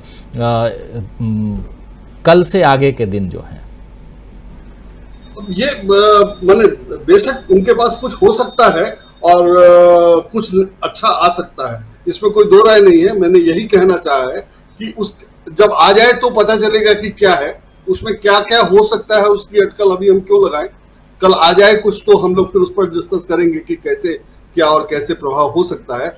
लेकिन चुनाव जीतने के लिए और या एंटी इनकम्बेंसी से निपटने के लिए बहुत साधारण तरीका है कि पुराने लोगों की टिकट काट दीजिए और कुछ नए लोगों को मैदान में उतार दीजिए। तो बीजेपी के सामने जो संकट है या चुनाव जीतने के उसको जो सब करना चाहिए उसमें ये बहुत छोटा बहुत साधारण उपाय है। ये घाव पे पट्टी बांधने टाइप का मामला है, जबकि स्टिच करने की जरूरत है। तो उससे कुछ होगा नहीं और उल्टे लोग समझ रहे हैं कि ये क्यों किया गया है। और बीजेपी की जो अभी तक की कार्यशैली है उसमें लोग समझ रहे हैं कि जो होता है सो पीएम और अमित शाह ही करते हैं, तो विधायक बदलने से कुछ फर्क नहीं होगा। बाकी तो विधायक ने बताया होगा कि मैं क्यों कुछ नहीं कर पाया, तो जनता को तो पता है या आम कार्यकर्ता को तो पता है कि क्यों कुछ नहीं हो रहा है या क्यों ये हालत है। तो उसमें टिकट बदलने, ये कैंडिडेट बदलने से कुछ नहीं होगा। लेकिन विधानसभा चुनाव के बाद प्रधानमंत्री का कैंडिडेट बदल दिया जाए और कोई आ जाए जो उस समय कुछ प्रधानमंत्री जैसे नरेंद्र मोदी की हस्ती बन गए या बना, वैसा ही कुछ अगर 2, 4, 3, 6 महीने में हो जाता है मैंने लोक से पहले और विधानसभा चुनाव के बाद, तो कुछ फायदा हो सकेगा और उसको वो उस पर निर्भर करेगा कि जो लीड कर रहा होगा जिसको चुना जाता है कि वो कैसा कर सकता है। तो स्थिति बदल सकती है और कुछ पॉजिटिव मामला हो सकता है, लेकिन वो तो बदल जाए तब देखा जाए। और कल मैंने जब हो जाए अपना संघ का प्रोग्राम और कल पता चले कि क्या होता है, तब हम लोग उस पर अंदाजा लगाने की कोशिश करेंगे। राजीव जी बिल्कुल, संघ आरएसएस कल विजयादशमी है और उस पर बहुत कुछ राजनीति भी होती है उस दिन, आप जानते ही हैं। लेकिन उस राजनीति से इतर यहाँ पर एक अलग राजनीति चल रही है जहाँ तमाम दलों के नेता उस जुगत में हैं उस हिसाब से कि किसी भी हाल में ये चुनाव जो आगामी 5 राज्यों के चुनाव हैं उन चुनावों को जीता जाए। और उस कड़ी में राहुल गांधी काफ़ी आगे बढ़ते हुए निकलते हुए नजर आ रहे हैं। राहुल गांधी मिजोरम पहुंचे, राहुल गांधी तेलंगाना पहुंचे, राहुल गांधी उससे पहले लद्दाख पहुंचे थे, राहुल गांधी इन तीनों राज्यों में, हिंदी पट्टी के तीनों राज्यों में भी पहुंच चुके हैं। राहुल गांधी के साथ साथ उनकी बहन प्रियंका गांधी और कांग्रेस की महासचिव वो भी दिखाई देती हैं कई जगहों पे, तेलंगाना में भी हमने देखा। और तेलंगाना से जो खबरें आ रही हैं वो कांग्रेस के लिए बहुत पॉजिटिव साइन है उस हिसाब से भी कि तेलंगाना कांग्रेस जीत सकती है। हमारे एक साथी जे आर मिश्रा साहब कह रहे हैं कि 2013 में बीजेपी राजस्थान में चुनाव जीत सकती थी, लेकिन उस समय एंटी इनकम्बेंसी फैक्टर काफ़ी हावी था। केंद्र में मनमोहन सिंह की सरकार के खिलाफ मामला चल रहा था, इसलिए वो रिपीट वहां अशोक गहलोत रिपीट नहीं कर पाए, लेकिन अभी रिपीट कर सकते हैं। कितना दम देखते हैं इसमें, इस मामले में? अमलेंदु उपाध्याय जी, पहले आपके पास आना चाहता हूं, अब क्लोजिंग की ओर बढ़ते हैं, जल्दी से क्लोज करेंगे। अमलेंदु जी, इसमें कितना दम देखते हैं आप? नहीं, मुझे लगता है ये बात राजीव जी सही है काफी हद तक कि उस समय अशोक गहलोत अगर चूके थे तो इसी वजह से चूके थे क्योंकि प्रधानमंत्री, और उस समय मुझे याद पड़ता है शायद 22 या 23 रैलियां जो है वो नरेंद्र मोदी जी की वहां हुई थी राजस्थान में उस समय, और उस समय बहुत तूफान जो था उठा हुआ था नरेंद्र मोदी को लेकर के, तो उसका काफी कुछ असर जो था वो भी पड़ा था उस समय भी। तो उस समय भी अगर चूक हुई तो फिर ये मतलब आप समझ सकते हैं कि क्या है। तो ये परिस्थितियां तो निश्चित तौर पे है। मुझे लगता है कि ये जो जे.आर. शर्मा साहब कह रहे हैं वो काफी हद तक बात सही लगती है मुझको। जी बिल्कुल। प्रकाश जी, इसको कैसे देखते हैं? प्रकाश जी, 2013-14 के चुनाव, 2018-19 के चुनाव, 2023 के चुनाव, क्या उस समय जो मनमोहन सिंह सरकार, खासकर 2013-14 की बात, और उस समय के चुनाव पर जो असर था, अभी उसमें फर्क दिखाई दे रहा है? क्योंकि अभी केंद्र में मोदी सरकार, और मोदी सरकार के खिलाफ अगर आप तमाम साथी बात जैसी कह रहे हैं और ग्राउंड रिपोर्ट्स जो आ रही हैं, उस आधार पे मोदी जी के खिलाफ भी यहाँ माहौल दिखाई दे रहा है। तो ये चुनाव और दिलचस्प होता हुआ नजर आ रहा है क्या एक फैक्टर ये भी है, एंटी इनकम्बेंसी जो है वो मोदी जी के उस पर भी जा रहा है? जी देखिए, मनमोहन सिंह जी की सरकार को 10 साल हुए थे और मनमोहन सिंह की सरकार ने जितने लोकोपकारी काम किए थे उसकी तुलना में पहले की किसी सरकार ने उतने अच्छे काम नहीं किए थे। आज पूरी दुनिया ये बात मानती है कि मनमोहन सिंह ने जो काम किए थे देश की अर्थव्यवस्था को बनाने के लिए, और दुनिया के कई देश मनमोहन सिंह जी की नीतियों का आज पालन कर रहे हैं। हमारे पड़ोसी बांग्लादेश को ही देखिए, जब पूरी दुनिया की इकोनॉमी डूब रही थी 2008-9 में, तब भारत की इकोनॉमी वैश्विक स्तर पर आगे जा रही थी। तो ये छोटी मोटी बात नहीं थी। लेकिन मनमोहन सिंह जी की कमी यह रही कि उन्होंने कभी अपनी पार्टी के लिए धुआंधार प्रचार नहीं किया। हर महीने उन्होंने राज्यों का दौरा नहीं किया, बिना बात के उन्होंने भाषण नहीं दिए और ये दावा नहीं किया कि हम आएंगे और हम ही आएंगे। उन्होंने सबके लिए स्पेस रखा। दूसरी बात है कि किसी लोकतांत्रिक देश में, प्रगतिशील देश में जितने भी अच्छे काम हो सकते हैं आप गिन लीजिए। सूचना का अधिकार जैसा अधिकार जिसे ये सरकार क्रमशः खत्म कर रही, शिक्षा का अधिकार, मनरेगा, इतनी योजनाएं हैं कि उनमें से कोई योजना बंद करने की किसी सरकार की हिम्मत नहीं। जी। मनमोहन सिंह जी की सरकार ने उस वक्त महिलाओं के लिए जो काम किए वो किसी ने नहीं किए। लेकिन कमी यह रही कि उन्होंने अपनी सरकार को आगे ले जाने के लिए उन्होंने सरकार के रूप में, प्रधानमंत्री के रूप में काम किए, पार्टी के नेता के रूप में काम उन्होंने नहीं किए। तो ये एक कमी रही उस सरकार की और उसका खामियाजा इन्हें अब देखने को मिल रहा है। जी, अब मोदी जी की सरकार केवल प्रचार कर रही है, काम के नाम पे सिफर है। तो ये नतीजा भी, ये मतदाता इस बात को जरूर जानेंगे। राजीव जी। जी बिल्कुल, बिल्कुल सही आप कह रहे हैं। मतदाता भी इस पर ध्यान जरूर देंगे जब वोट देने जाएंगे तो, क्योंकि नजरें दिल्ली पर भी टिकी होती हैं और नजरें जो हैं वो विधानसभा यानी कि लोकल जो चुनाव होते हैं उस पर भी टिकी होती हैं। लेकिन मतदाता आगे अब से 15 दिन बाद जो कुछ होने जा रहा है इस देश में, और चुनाव की रणभेड़ी ऑलरेडी आप देख रहे हैं और वो बच चुकी है। और 5 राज्यों में चुनाव, उसके बाद लोकसभा चुनाव, और लोकसभा के समय भी 4 राज्यों के विधानसभा चुनाव हैं। तो चुनाव ही चुनाव है और चुनाव के नतीजे तो आएंगे बाद में। उससे पहले ग्राउंड पर क्या कुछ चल रहा है उसके लिए हमारे तमाम साथी अलग अलग जगहों से आपके साथ जुड़ ही रहे हैं, अपनी अपनी बात, और वहाँ ग्राउंड जीरो पे क्या कुछ चल रहा है वो बता ही रहे हैं। आशा है ये कार्यक्रम आपको पसंद आया होगा। इस वीडियो को ज़्यादा से ज़्यादा शेयर करें, लाइक करें और कमेंट करके बताएं आपकी राय क्या है। और अगर आपने हमारा यूट्यूब चैनल अभी तक सब्सक्राइब नहीं किया है तो तुरंत इसको सब्सक्राइब कर लीजिए और बेल आइकन भी दबा दीजिएगा ताकि अगली जब वीडियो अपलोड हो तो आपके पास इसका नोटिफिकेशन पहुंच सके। और अगर आपने हमारा फेसबुक पेज फॉलो नहीं किया है, फेसबुक पेज को भी फॉलो करें। धन्यवाद।